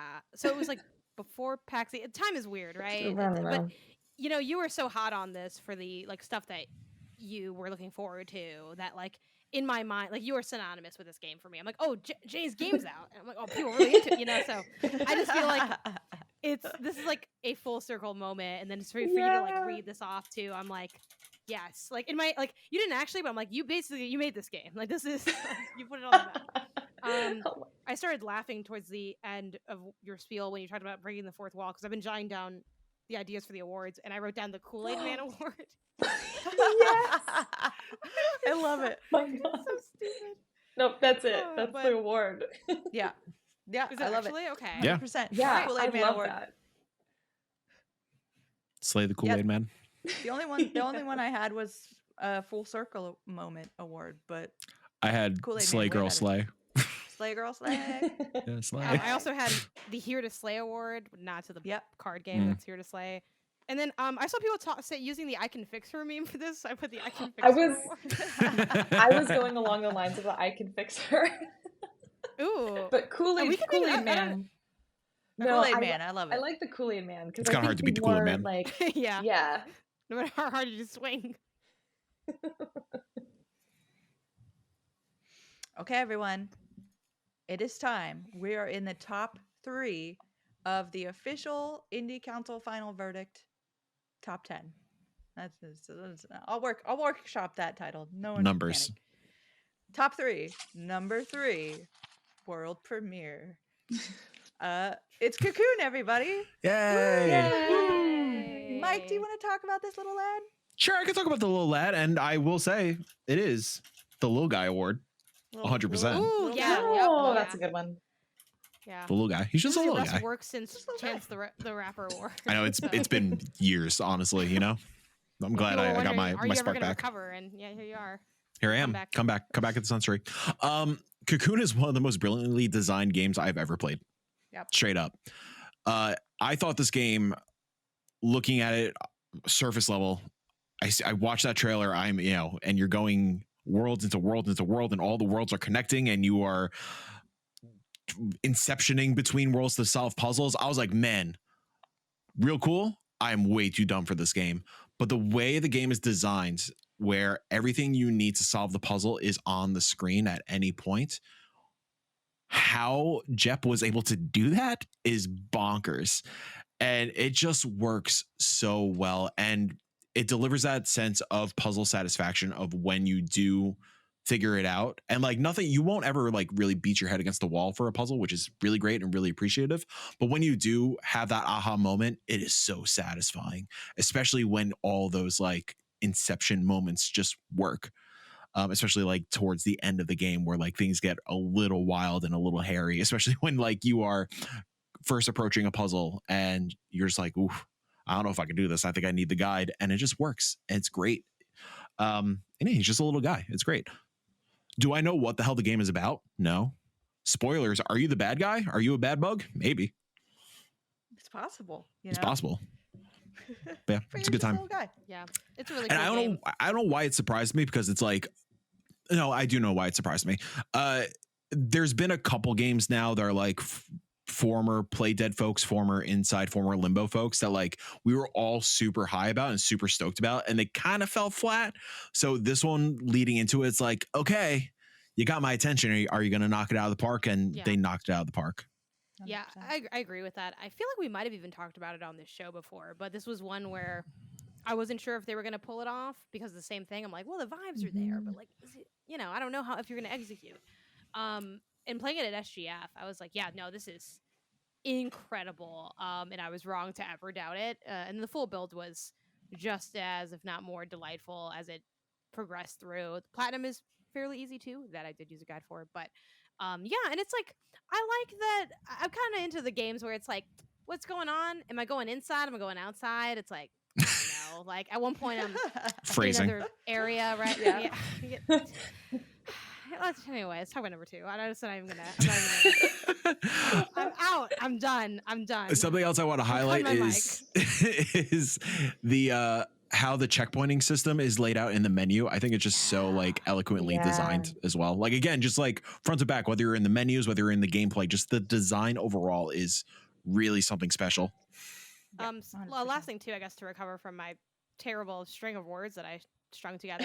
I think it's so fun how much this game plays on the idea of Cocoon, of like sort of going into these different worlds, but there's also like I think a nested nature to the solutions of the puzzles, where it is a lot of you do like this plus that, and then you add something else in, and they really progress in a nice and clear way, but in a way that still feels novel enough that it doesn't grow stale.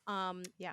Also, this has one of my favorite moments in gaming this year, where you pick up one of the orbs at one point and you like throw it down. I like call it like you're ducking a little basketball into a little hoop. Yeah, it's great. And that's cool. Like, it all comes back to Space Jam at the end of the day. So the Michael Secret So Stuff this Award, it is- comes back. Yeah, no, honestly, but little guy is so perfect. There's a little because guy. Because there's so Just a many little games guy. too that like just a little guy. Mhm. Just a little guy, yeah. Okay, moving on to number 2. And I'd like to point out at this point that I believe for the most part, we majorly all voted for the top 3 games. They mostly made everybody's list. Nice. Looking at one particular person for some of these that didn't, but number 2. Top 2 of our It's the holidays. Be nice. yeah. It is Dredge is our number 2 Woo! game. Woo! Shocker. 100%. Who would have thought? Uh, Jenny, do you want to jump in on Dredge? I would be happy to, because this is another one. It's like I learned about time looping games and I learned horror games. Like this was the year for horror for me, between Slay the Princess and Dredge. What I loved is Dredge is essentially a fishing game. You have your little boat, you can sell your catches, you go around the world and you can catch fish. The twist is that this archipelago that you are exploring at night, and even sometimes during the day, who knows, weird things can start to happen, and you start meeting this cast of characters, and you start getting pulled into this mystery with some artifacts that you are being asked to dredge up for this one mysterious collector. I think that this game does an outstanding job not only of creating the cozy atmosphere that we often attribute to fishing games, that relaxing, chill, like vibe of just zoning out and catching fish, but it has some of the most beautiful building of tension I have ever felt in a game, at least for sure this year, in terms of just knowing something is around the corner or just under your boat or maybe coming around the cliffside, and feeling that sense of dread in Dredge made it just one of those standout games that I found myself recommending to people of all kind of gaming styles, which was also really cool. It just, you could recommend this game to basically anyone and they will find something they love in it. Yeah, there's nothing else really to say about Dredge. It is one of this year's best games, hands down. I will add just I think it has one of the most profound endings also. And I'm mostly talking about the quote unquote bad ending. I think the bad ending of this game is I so loved punk it. rock. I It's so good. agree. And like one of the most beautiful like final screens as well that I've ever seen done in a game. It's so good. 100%. What are we going for the award for Dredge? The only thing I have is Everything's Fine award. Okay, That's where I am. I'm That's definitely where I'm open starting to it. I Yeah. have the tripping of the sea. I think the sticking of the sea. Okay. Another That's genre. weird. Let's workshop No, a few you know, of these. honestly, this is the only. No offense to everybody else. I feel like this is like the only podcast I do where like y'all just keep it real, and you're not rude about it, but at the same time you're like, look, man, I'm not gonna tell you what you. If you need to hear something good, go somewhere else. I Listen, yeah, Janet, if Janet needs a reality check, I'll cash that check No, right away. dude. This every week I get reality clocked by the series episodes, and it's refreshing. Listen, you know, Indie Council B might not be real with you, but Indie Oh, Council yeah. A absolutely will. Yeah. Like, you can't refer to the deep. No, cuts of they the got Discord. Nike though. They got They Nike. do got Nike. They got Nike and chill. I was trying to think of an Ann Chill joke for Yeah. Dredge, but I just can't. Yeah, fish and chill, like fish and chips. I don't know. Similar to what Jill was saying, like this is fine. This is fine. This is I'll work. fine. But I want it to be like a fine, like it's a fine video game. But I was Right. more so equating we're like like- that meme. Like the meme. Yeah. Yeah. Mhm. Can anyone do anything with like the cozy horror mashup? I was trying to, and I don't think I succeeded at. But Mhm. the So Cozy I'm Scared award, and the I'm relaxed yet. I can't read this. I don't know what I wrote, but 'cause I The feel like Not there's So something Cozy there. award. Maybe. What was the other one we had? The This Is Fine. This is fine. I think I had Everything's Fine award. Don't worry about it. Don't look behind the curtain. I'm kind of something intrigued about by Hook. curtain. Yeah, I was Okay. gonna be like Also, No. anchor. the hook, other one I nibble. had was the Yo Ho Ho and a Not bottle the of rum. mic. Oh, I was gonna say not the mic special Not award. that Michael's you- secret stuff. No, not that one. Unfortunately, not a good fit. Not a good fit. I have Go Fish, too on the nose, and then I have Take to It's a the. little too on the nose. I know. I have Take to the Seas. Like, I don't know. Like, whatever. Maybe just This Is Fine then. Is that the? No, we were so good for 8 other ones. I know. Yeah, you're we have to right. come up with a better one. I do This like is the our number 2 game. My favorite idea that got lobbied was the behind the curtain award kind of thing that Jill was playing with. Can we do anything with that?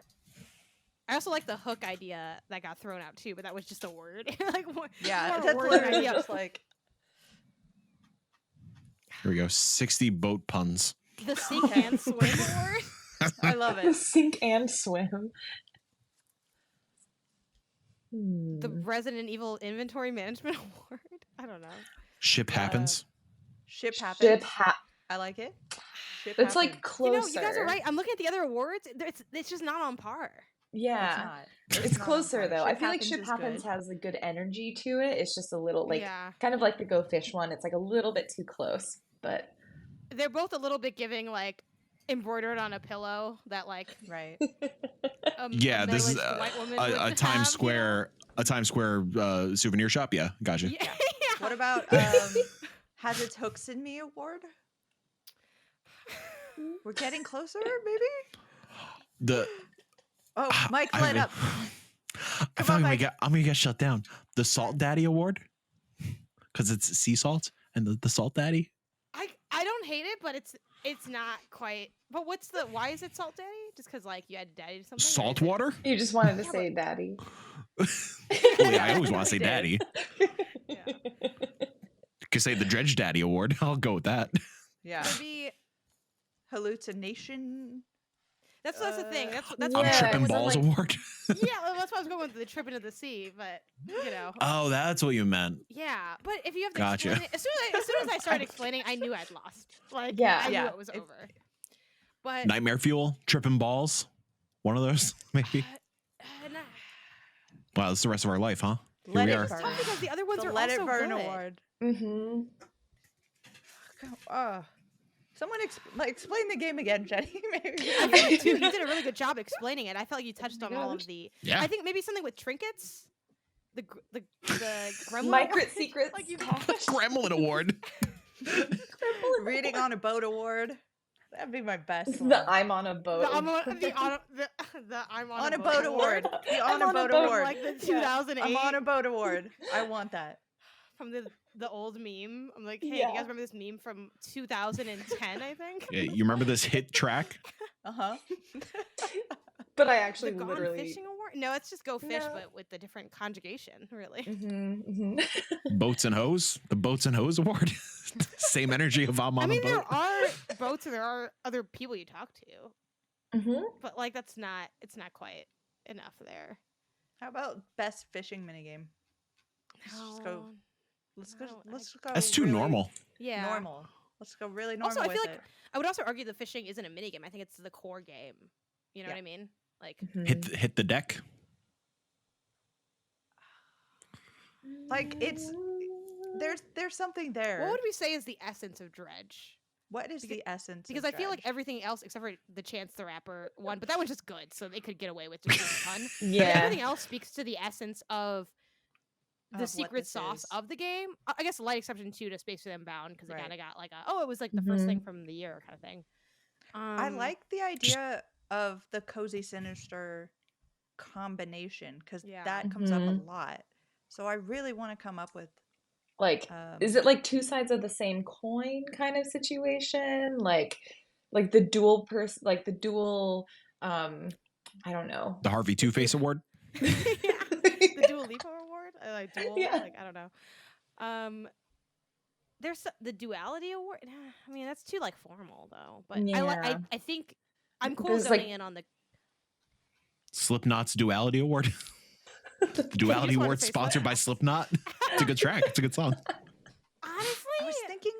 that's uh, warmer. I like that, Yeah. but I don't know if I love it yet. But the duality award sponsored by Slipknots is actually really funny. I and kind hopefully of like Slipknot's the gonna do full if you do the full award like that. I Yeah, am the warmer on Duality that. Award Yeah. sponsored by or powered by Slipknot.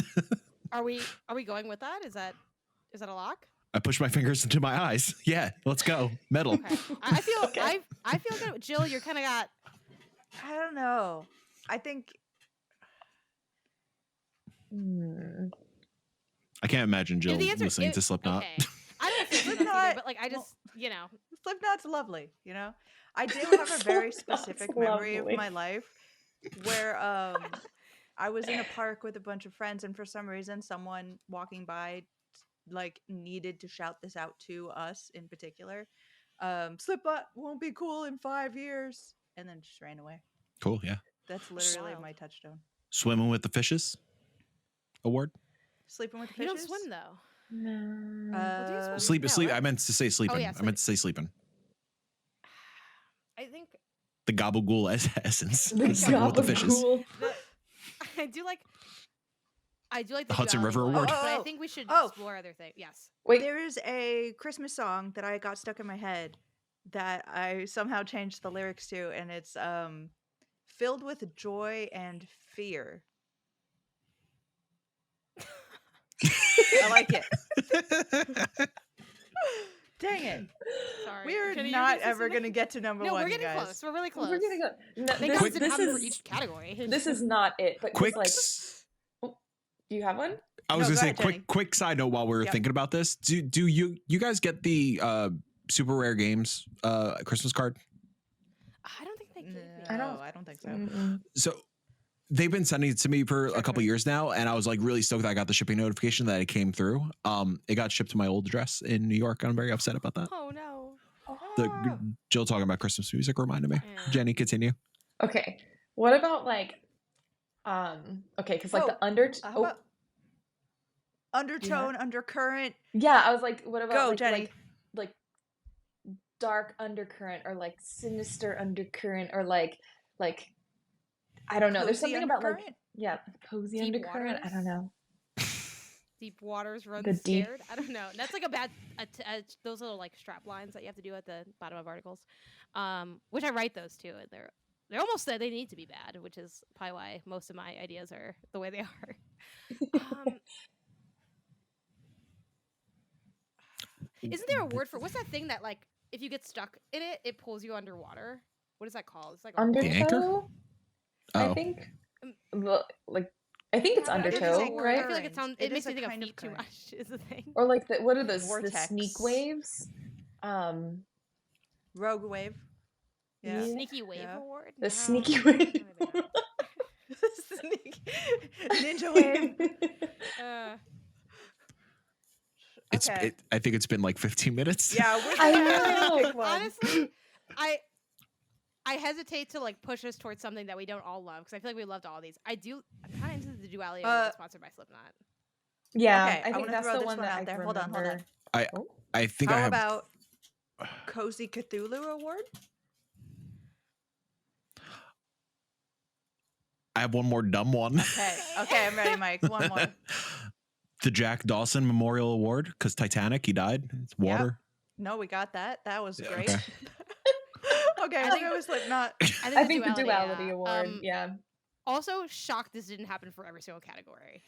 Right? I mean, Yeah. we had a No, good it's run. kind of We had a We good were run. doing so Yeah. well. We apologize, everybody. We're having fun though. They love it.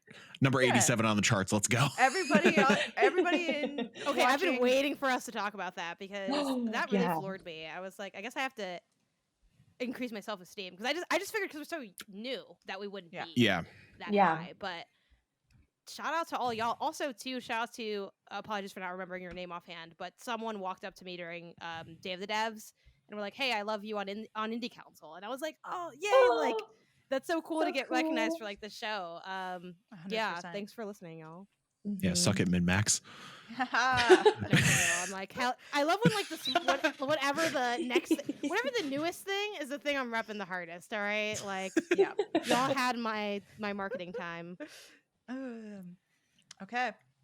Moving on to number 1, the top game for the Indie Council in 2023, and it is Venba. Woo! Woo! Janet, you want to take this one? Yeah. Also, Janet killing me with her Slipknot No. wording. Come on. Okay, literally, I was tabbed out It's all right. You fix it later. Skill Fix it. Slippalipic? Yeah, What is I was this? tabbed out because Talk I'm like, about Venba. Slipknot. Is it spelled like one word? Is it not? I had no idea.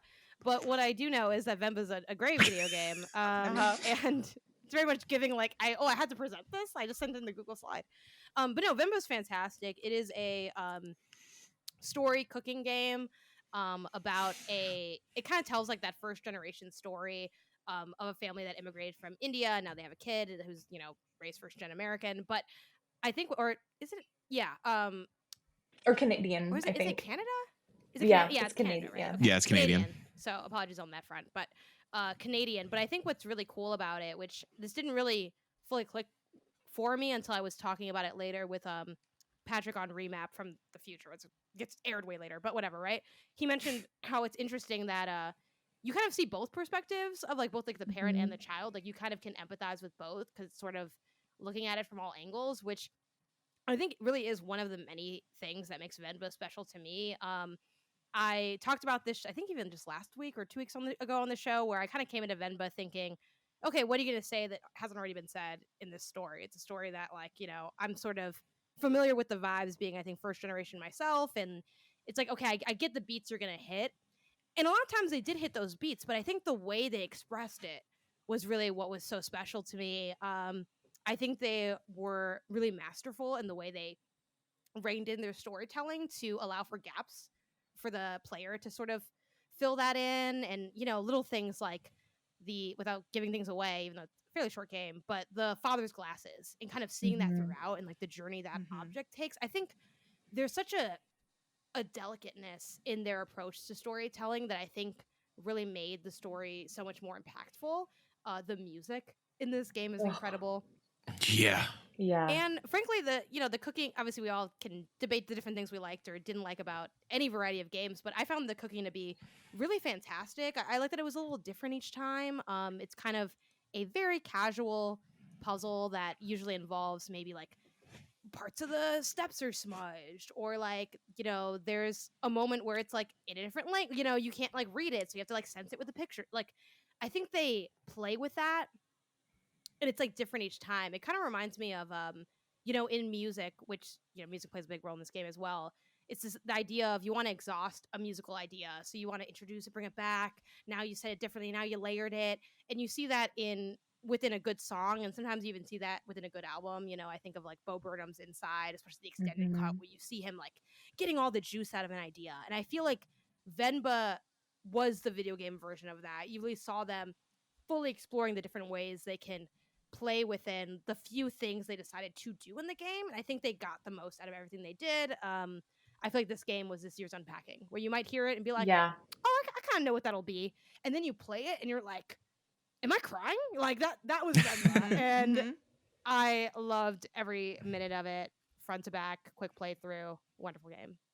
Yeah, the game, it's my favorite game of the year. It's one that I cannot stop thinking about. I was definitely ugly crying by the end because also I'm first generation on my mom's side.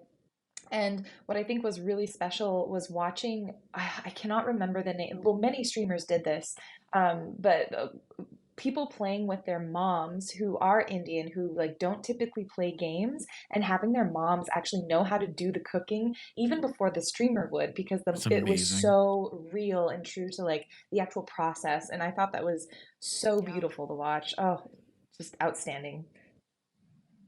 100%. Our number one game of 2023, Venba. What award are we giving our top game this year?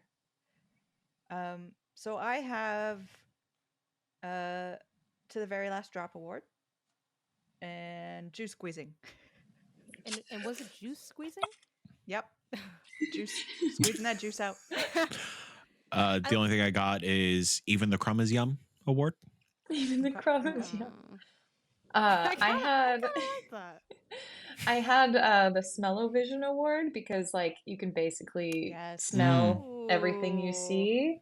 And then one that was like kind of stealing from Cosmic Wheel, where it's like breaking the cycle, because it was like it has this like generational sort of cycle trauma element that I think is really interesting. But yeah, Smell-O-Vision I think is the one I'm leaning a little more towards.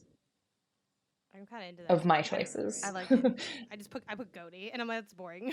It's like, oh, it's a fun game, you know. I like the Smell-O-Vision one because I see a future with that. So I'm a little inclined for that one as How well. but- about the We Eaten award? Feastin'. We feastin'. We feasting. the you ate with this one war. You ate. I think it's gonna be too dated in time. You know, a little bit. I mean, I'm happy with Smell-O-Vision if that's where we're going. Someone cooked in here? We We let them couldn't? cook award. Let them cook? The let them cook award. Okay, I'm Yeah. down. I'm down. Let them cook. All right. So good. Mhm. And there we have it, everybody. Our top 10 games are Potion Craft, In Stars and Time, Spin Rhythm XD, The Cosmic Wheel Sisterhood, Chance of Sonar, A Space for the Unbound, Slay the Princess, Cocoon, Dredge, and Venba. And then our awards, which will be forever from now on in the future. This is The it. awards we award things from here on out will be the Not Like Other Sims award, the Do I Need to Repeat Myself award, the Spin Me Right Round award, the Hex Appeal award, That's so the good. Chance the Rapper award. Jenny, that was That's so a good. fantastic award. Yeah. The First Out the Gate award, the Kool-Aid Man award, the Little Guy award, the Duality award sponsored by Slipknot, and the Let Them Cook award. Nice. I'm still That here, by the is- way. Okay. I was like, Mike I was just like, disappeared. that is a Couldn't good list handle of all the awards. awards. Yeah. Like I'm looking at this list, I'm like, I feel really good. I would love to send every dev a laurel and a congratulations for their 100%. respective award. yeah. I think Congrats this is in a the mail, great everyone. top 10. Yeah. I think so. yeah. too. Yeah. Obviously, like, we all had things on our list that were idiosyncratic to us and things that For sure. we loved. But I love this is a great list. I'm very, very happy with how it all ended up. Mhm. We Special shout are- out to Goobies. Special shout Special out to shout Goobies. out to Goobies. Can we Yeah. put like an honorary mention award, but we just call it the Gooby Gang? The Gooby Award? Gang Oh my God, award. yeah. Yeah. Okay. I love it. Top. Yeah, and it goes to Goobies this 11. year. Yes. And it goes to Goobies this year. The Gooby Gang award goes to the Goobies. Jumping over to things we've been playing, we are running a bit long, but since this is our last show of 2023, I think, we're just giving people that extra content. Everybody's cool. Yeah. I hope Mhm. everybody's good with that. Yeah. I got time. Let's talk about games we've been playing. I want to talk about this game so bad. Please. The Jenny gig. Ultros. Ultros is so good. Jill, Yeah. all I want to do is play Ultros. Play more And I'm Ultros. so mad that Jenny is stealing the key from me. Yeah. I was Just- like, I have to finish this before, because we got the key from Jenny, disclaimer. And it was like, okay, you have access to this until this certain Today. day, and it'll cut off. Yeah, today essentially. I'm like, no, I need to play this more. It is so, so, so good. And it's like, it is a game for anyone who has seen when did this first show up? I feel like it was we saw it at Day of the Devs Sure. very recently. But you'll recognize it as like the psychedelic Metroidvania type game. Like if you've been paying attention, that's probably what you'll remember it most. Yeah. And every frame of this game is a painting. It is unbelievable how not only beautiful but like intricate everything is. Like, go ahead, Mike. I see your mouth moving. No, I told Kyle last night because we recorded like our just fresh impressions of it, just like playing through the demo and putting it up on YouTube. I told him during that recording, I was like, yo, I hope this game becomes like my obsession, because I really want something in this game tattooed on me. Like some of the Yeah. background elements, some of those I call them mommies. They're probably not mommies. Oh yeah, Jenny, the mommies. I don't love correct me. it. It's fine. I'm calling them that from here on out. I got this up. Let's go. Don't worry about it. Janet, I promise you, if you play this game, you'll understand it. You will as understand. well. If I mommy's kill or throw cradling Smoggies, these what will little happen? slugs. Oh, Like, you'll- okay, yes, no, that makes Like, sense. on one hand, you'll understand better. On the other hand, you'll understand it exactly as well as you understand it right And you'll now, never you want to know? talk to me again. Yeah, every frame, like you said, every frame of this game is like it's, you know, you see a trailer for a game and you're like, oh, this looks really cool. Mhm. You know, I'm curious how it's going to be like when you are actually holding the sticks. And like sometimes it doesn't always work out, and sometimes it is exactly what you think it is. This exceeds Yeah. all expectations of what I thought this game would be in motion. Yeah. Like 100%. I was stunned. Like every time I entered a room, I just had to stop and look. And like that goes to like the map as well. Like I think the Yes. map is so killer, and in terms of its straight up aesthetic and illustration. And it's not only okay. So we're spending a lot of time on the visuals because they Yeah, we are should talk about what the game so actually incredible. is. But the game itself, like the thing that really pushed me over the edge is the game itself is amazing to play. It feels smooth and buttery. It is essentially a Metroidvania. Like after I got kind of past the alienness of the exterior and some of the concepts going on, I'm like, oh, this is Samus. Okay. Like I got it. I got this. But like done in a really smart way. Like I am so blown away by the system of like eating in this game. Oh my Where god. like it's a mixture between Devil May Cry and like I thought of Red Dead Redemption 2 and like put in any Metroidvania in there. It's like you are trying to defeat baddies as they are around in the platforming levels. It's a 2D side-scrolling platformer. You are trying your hardest to do it stylistically. So like Devil May Cry style, but instead of getting like a grade, you defeat the creature and it drops a quality level of something, like its limb or its innards or something. And if you've managed to be stylistic about how you've defeated it, your quality of thing is better. So if you're dropping like a tentacle, you can have like a super high grade sparkly tentacle, or like this is such like dubious mashed up pulp that you messed up so badly. And when you eat this, you can gain health, which is like, okay, that's cool. But on top of it, you get sort of points into a Nutrients. nutrients that are like columns represented by different colors, and those grow as you're eating different things. And when you head over to the skill tree, you spend your nutrients that you've stored up on certain abilities. So like if I wanted, like first of all, I had to get the backstab ability because of course I was going to get the backstab ability. And so I think you needed like the pink nutrient for that. And I don't remember, they're all like alien things. So you needed to go out and kill a monster that dropped a pink nutrient and spend all of that. But then you have to look at other things on the skill tree and be like, well, hey, but wait, if I want to double jump, that also takes some of that nutrient. So I don't want to like take all. So there is a really brilliant and clever like play of like how you want to get all of these things. And sometimes you're finding seeds that you're planting, and that's just going to like bump you up on all things. I love it. It is a synergy that is so clever. It's also that system is really interesting as well, because it's a great risk reward kind of balance of, yes, maybe you are very close to the next skill. Like let's say it's the as soon as I saw the drop kick, I was like, yeah, I'm gonna be drop kicking fools left and right. Let's go. So I could be eating all of my organs and nutrients and all that kind of stuff to get enough to unlock that skill.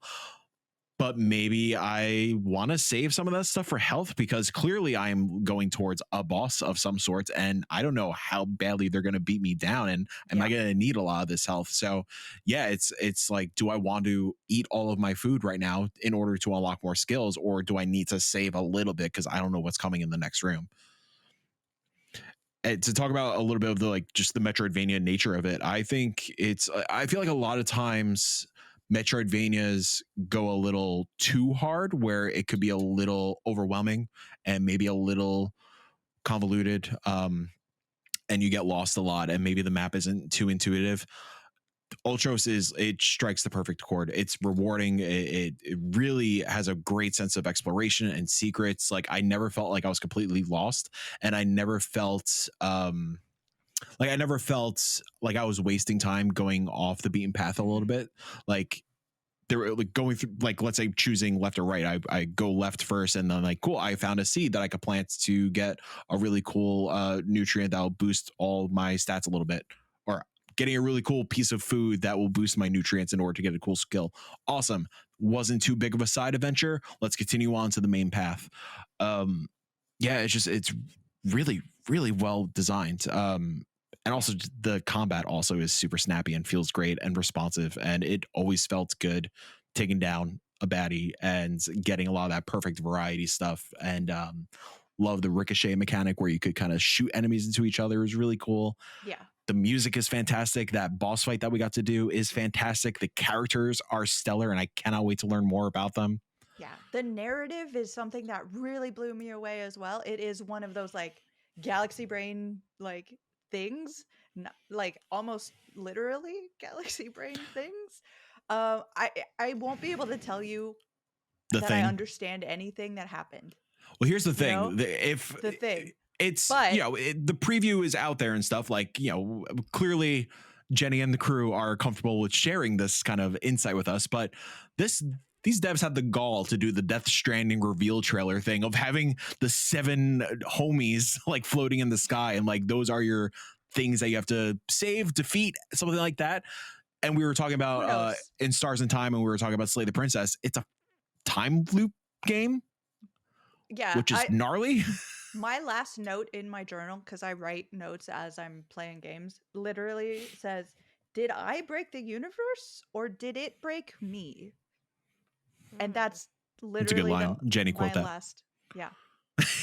Like literally, that was my last thought on this game, and that's like if it started out as a game where I'm like, I'm keeping this on my radar. This looks real good. To like, this is the top of my 2024 Same. anticipated. Same. Like Nice. February 13th, I believe, is the release date that's out right now. God, I Like, can't wait. I know, February. I'm so excited. Janet, I want to throw it over to you for games you've been playing. Yeah. I'll leave one of mine for because I think me and Mike have crossover for one, so I'll save that one. But I'll start backwards. I did Janet Demore is a slumlord and a witch at Day of the Hell Dead yeah. as well. Oh my Which God, also yes. shout out to I don't know if it was the dev team or PR who emailed me about it, but they mentioned, sorry, our villain's named like with your name, you know, like which I thought was cute. I was like, oh, that's a little personal message. This one's interesting for me because I like a lot of things about it.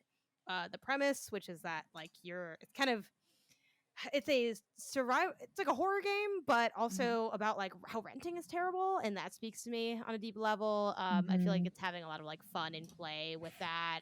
In the Day of the Dev stream, they even mentioned like, oh, we're still working on it, so like send us your rental horror stories and like incorporate it into the game. And environmentally, I like how as you explore the space, there's also an almost surrealist element to the horror, which is cool. It's like trippy and just kind of weird. And I vibe with that. The only thing I didn't like about the game that I'm kind of like, oh man, do I want to like do the full like I don't know. The thing that gives me big pause is the movement feel. It does that thing where because it's sort of a fixed camera per room, it's that classic like you walk into a room, but like the stick is still to the right, but now you're facing a different way. So now you like can't move Mm. for a second. And I don't know if that's just like kind of unavoidable with that style. I mean, to a degree, I feel like it kind of is. So I don't know. You know what I mean? I feel like should I hold that against it in a way? It's not my favorite movement, but I do like all of the other aspects about it. So it's kind of I'd a tough spot for it. I'd imagine they would want to play into that. Like it sounds like they are really going for old school Resident Evil Like vibes, and like maybe Resident they Evil, do play yeah. into Yeah. just play into like strict angles just to show you what they want to show you. Yeah. Like so you see like what their horrors that they're envisioning. Yeah, it's I just wish it like felt a little smoother, but I do think how do you Sure. make fixed when it's, you know what I mean? Like that isn't that always gonna be a Mhm. problem because it is like a fixed cut. I'm not sure if there even is a way to develop around that. To the point of the old school thing that like y'all both picked up on is they do have also the option to do tank controls, which I toggled on for a second and realized, oh no, I can't I felt like when I turned on tank controls, Yeah. I felt like a cat put in a harness. Like I didn't know how to walk anymore. I was just like, actually, It's 'cause I'm like, rough. well, because and I thought like I touched Resident Evil for a bit back in the day. Like I could, and I'm like, no, I like can't move. So, but that it is there for people who like it, and the devs themselves. One thing I appreciated about that was they themselves are not interested in tank controls, but they're like, we put it in because we know some people really like it, and we want to offer that, but like I would never play it this way, kind of thing. Yeah, no. So we'll see. Maybe I'll swing back for the full build just to like catch the vibes because I do think it's got some fun, funky, puzzle trippy stuff going on. Mhm. But yeah, that was like my ending bit with Janto Demore. Yeah, de Mornay, I think. Demornay. De Mornay, yeah. Have either of you played their previous game, Queer Man Peering into a Yes. rock pool.jpg? I was gonna say, I No, was but that like, sounds So- awesome. it's really heartwarming. It's great. It's yeah. so good. So like I think these two individuals are the perfect pair to develop a game with this concept. Yes. So Janet, I Also- urge you to go back and Okay. play it. I I'll will say the write it up movement then in their to see first how it game goes. is quite. I think you'll play it and you'll be like, "Whoa, I'm moving really slowly." Yeah. But I think once you get into the game, it felt to me a bit more like a feature rather than a bug situation. But it is like when you start, you're like, "Whoa, I am really just like meandering down this island." Yeah, I think that can be kind of like it's not an impossible hurdle to get over, but something that I'm like, I wish this like felt a little differently. But all the ideas are kind of rad. Yeah. I also really popped, which I felt kind of bad that this was the thing I popped for the most because technically another game. But when I was playing, I went to the kitchen in this game, and bro, they had Gubbins refrigerator magnets, and I was like, yes, "Oh snap, I is this saw Gubbins?" that. And they were like, "Do you play Gubb?" I was like, "Yeah, I gub. I've been known to." Oh, we gubbin. Hell yeah. That honestly, that might win the Gooby Game Award next year. I'm not sure, but Yeah. that was a fun one.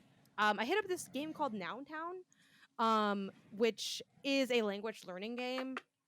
The short of it is I'm down to maybe stick it out and like use it as a companion piece to my language learning, which right now I'm working on Spanish. One critique I have is I wish they had, especially for Spanish, like Spanish Latin America and not Spanish Spain, because like they're very different, especially with nouns, which like the game sort of enters on nouns and it does grow to like phrases and other things. But holistically, I did think they had some really cool ideas with like, okay, you identify something, you can hear them speak it. The game uses your microphone, so you're like reading out the stuff. And I think that's really cool. So I feel like they're doing a lot of interesting things with language learning. So like, shout out to that. And then the last one I want to bring up, because again, Highland Song Mike also has, so I can touch base there. Cryptmaster. I love this game. This is like my favorite thing I've played in kind of a hot minute. It's just the demo of it. I think it was a Day of the Devs, and it's out on Steam because it was like at the Day of Dev show and has a little demo. This is a game that when I saw it in the showcase, I wasn't quite sure what it was because it was a little vague in parts. I'm like, okay, it's like a typing game, but like, do I gotta go? Am I typing fast? Is it House of the Dead but inverted? Like, I wasn't really sure, but it had like a Stark. Oh. Exactly. It had a Exactly, Harley. That's Well honestly said. not unlike what the trailer was like, where it's like a Crypt Master just yelling at you, and I'm like, Yeah. I don't really know what's going on. But now that I've played it, it freaking rocks. It is a It's so old good. school dungeon crawler style. Yeah, Mike, feel free to chime in if you've dug into this too, because old school dungeon crawler, you encounter things like a chest, and you type in chest to open it, and then the Crypt Master, you forgot all your memories. Classic video game stuff, right? You don't have any memories. You kind of Classic. rebuild them. And the Crypt Master, to help you like kind of gain your memories back, you have to remember objects. So the Crypt Master will have this object, and you can ask them to do things to the object, usually like sensory based things. So you can, say type taste, and they'll like lick it and be like, this tastes disgusting. Next question. There's I came up with lift is one to see like how heavy something was, and they're describing it, and then you see on the screen, it'll be something like maybe, I don't know, whatever many letters it is for the word of what the object is. So like one of the objects I found was like a shield, and I'm like, okay, I think it's a shield. The letters fit. I type it in. They're like, cool. This gives you, just as a fake example, like now you earned like an L and a D to like your letters that your party has, and then from there you're trying to guess what word is associated with whatever party member, and that's going to be an ability. And some of the abilities are like a little obvious, like, oh, this is hit.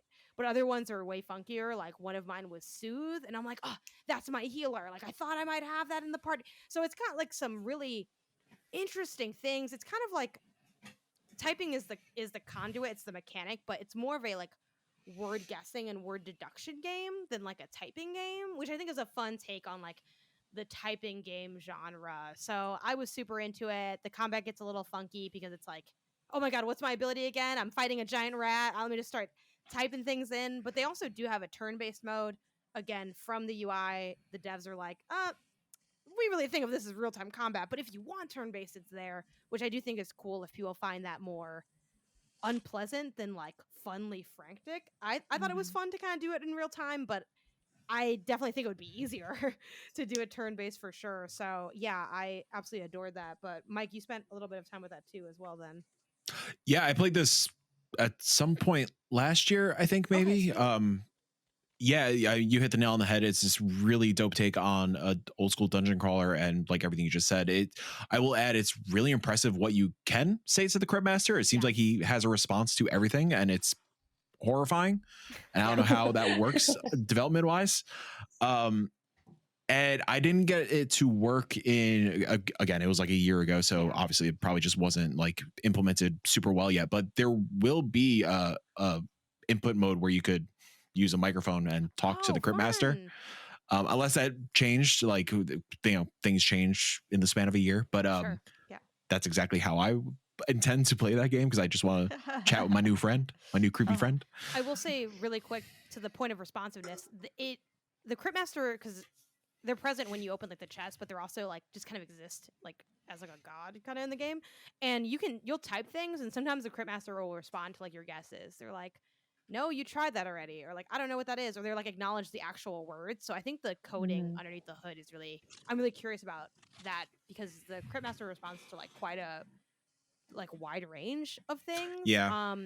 But yeah, definitely did still feel like it's in progress in the sense that like the audio settings were like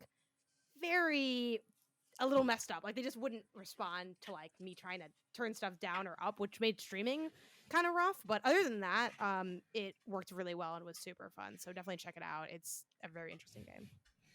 When they first announced the game, whenever it was, any Twitter response that the Crypt Master account got, they responded, and it was like with a video of the Crypt Master saying a response. Amazing. And like it would be very challenging to try to dig it up, but like 6-1 Indie got a very specific 6-1 Indie response from the Crypt Master in like that stellar voice acting. It's really impressive. So I'm really stoked for it. 100%. Mike, you have another game on here that Janet kind of touched on, Highland Song. I want to dive into this. I haven't been able to yet. Tell me about it. Yeah, so Highland Song is a narrative platformer that takes place in the Scottish Highlands. You are a young girl, essentially like kind of sneaking out of home, and the goal is to meet up with your uncle in another area of Scotland. And the whole gameplay mechanic is you are scaling up and down mountains, and you are identifying different peaks and different mountains to explore and learn about Scotland and the culture and some of the history behind it. I don't think I was in the right mindset for it when I gave it a shot. I put about an hour into it. What I really love is obviously the visuals. It's all hand drawn, hand animated. It is really stunning. I love how it uses perspective. So like, or I guess depth perception in a way. So it's very strictly like 2D illustrations, but all like, it's very hard to explain. Like pretend like you're looking at your desk in front of you and you are putting pieces of paper split, like pieces of paper standing up in rows, and like the gaps between are still strictly gaps between. Sorry, Janet distracted me with this tweet. Did you find the tweet? I might have, yeah, but holy shit. Okay, but yeah, that's your Highland Song thing. Yeah, it's kind of like sorry, that's why I started stuttering. No, it's all good.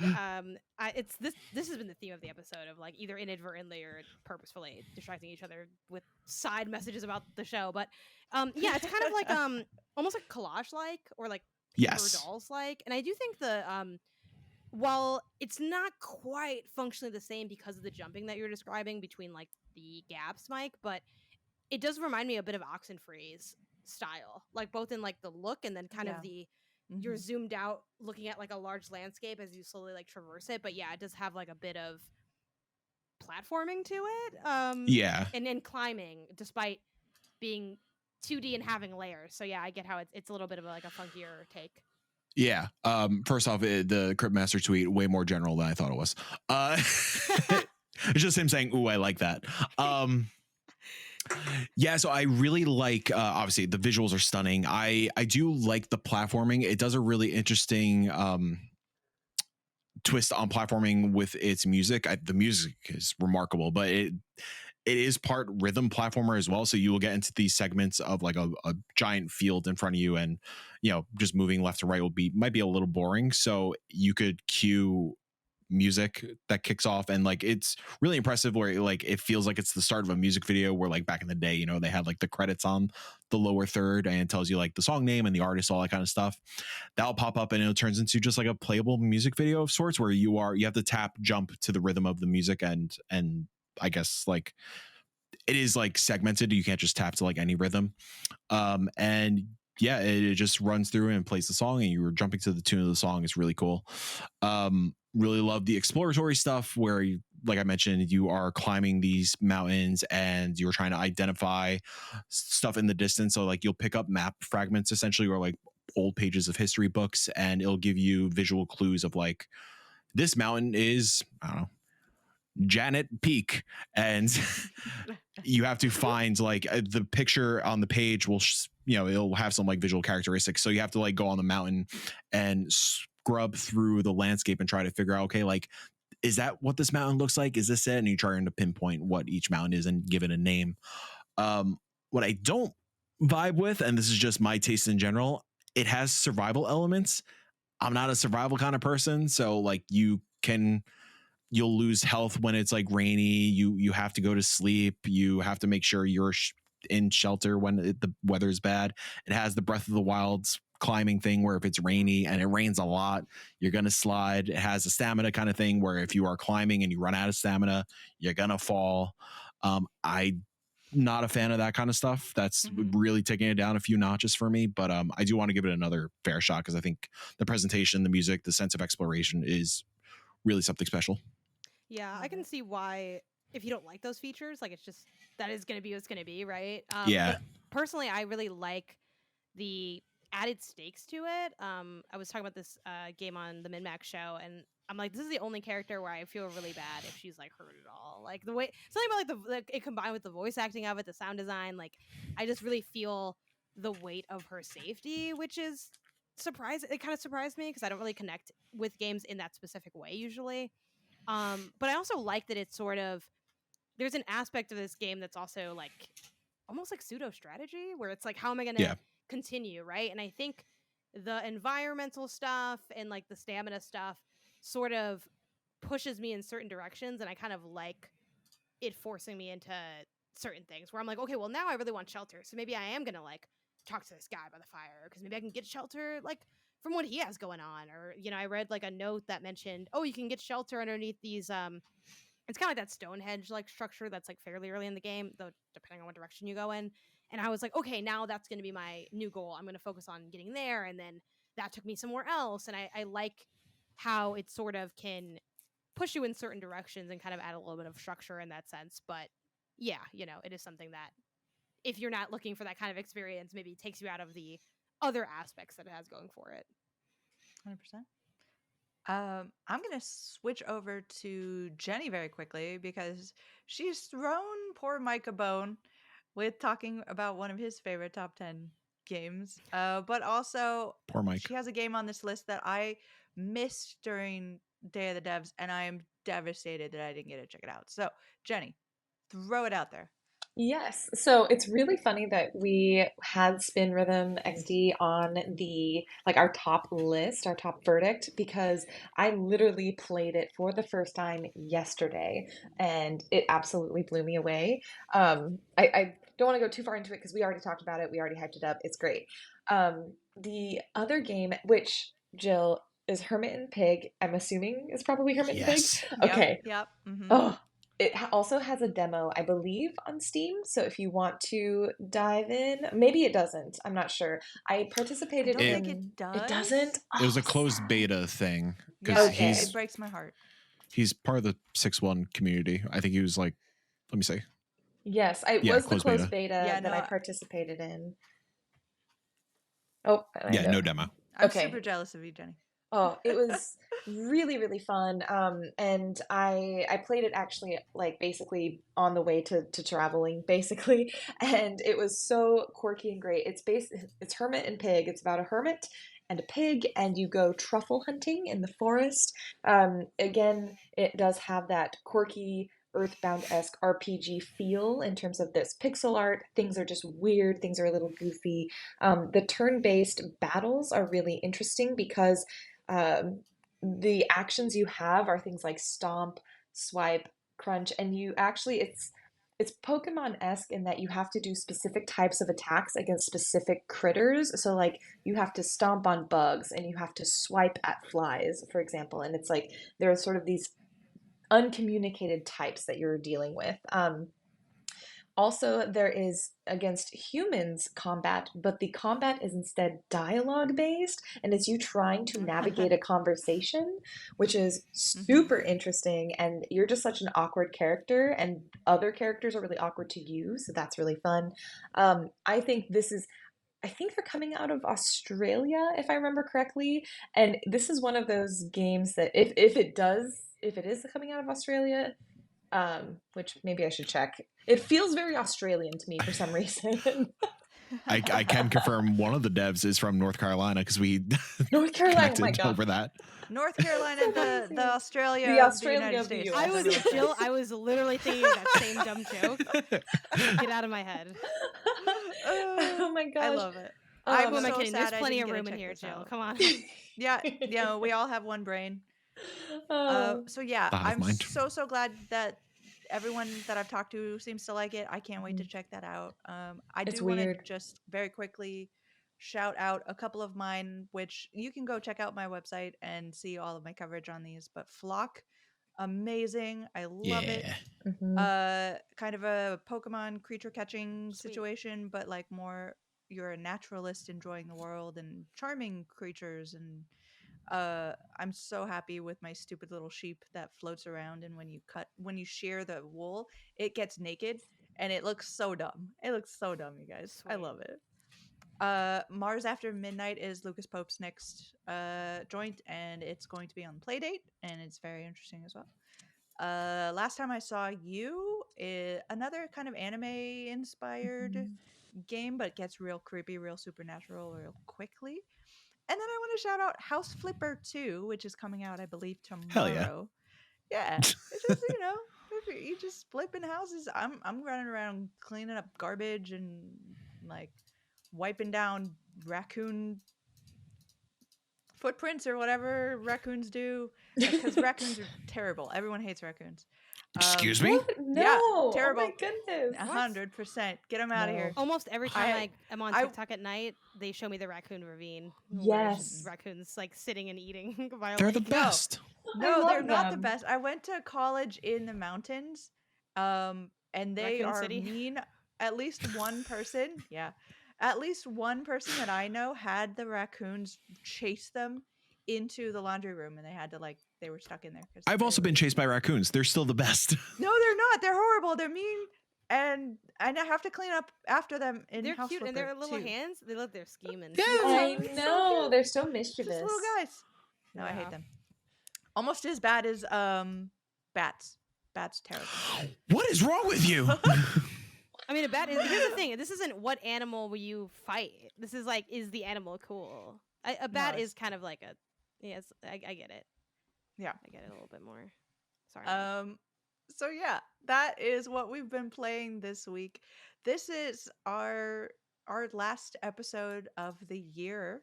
It's a nice long one, nice beefy one, so people can keep snacking on it throughout. I believe we're coming back in January, Mhm. like mid-January. Mhm. I think Um, early. Where? I We'll think figure it Depends. out. I won't I be think back until mid-January. Right. a but few of they us might. will be back early. Yeah. Yeah. A few might. So we'll see what happens. Keep your eyes open. The council is doing really well, as we alluded to earlier. We are in the top US video game podcasts for Apple Podcasts. So yay Which is for us. Ooh, yeah. ridiculous. That's so cool. Yay. 87. 87. That's going to be like, we have to start making We need to get emotes with jerseys. 87. Yeah, merch.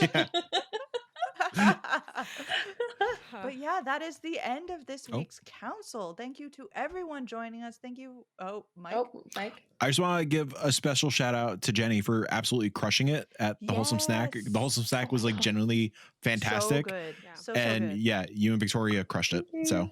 Yeah. Thank you. Appreciate Absolutely it. fantastic. Thank you to, I mean, everybody on this podcast is so unbelievably talented. I'm so happy we can all get together and just talk about indies and be in that space. And like, I hope I get time just like while we're off on break, let's all just play some games together, okay? That's all- Yeah. that's all- Let's That'd be do great. it. I'll see everybody next year. Thank you to everybody who is watching. Thank you to everybody who's supporting us, who's pushing the podcast into the top 100. Y'all are the best. Nuts. Y'all make this happen. I'm so overwhelmed with love for everybody on this podcast and for everybody watching. So, follow us. Continue to follow us on Spotify, Apple Podcasts, Google, as long as that exists. And Janet, for the most part, runs the socials, and that's indie_council, if I remember correctly. Indie Council _ on Twitter. And then I think just the Indie Council on everything else. So everything else is, Okay. not gonna lie, it's a little dry. I'm gonna try to liven it up with some stuff. But the Yeah. Twitter's been growing quite a bit. So I appreciate people coming through on that. 100%. And with that, this session is closed. Go play some indies. And for my birthday wish, Birthday wish. I wish everybody a happy holiday. Woo! And now Yay. you told us, Mike. It's gonna be miserable. Now we're gonna Suck have it. the worst holidays. Chaos holiday. But we love you. Goodbye, everyone. Bye. Bye.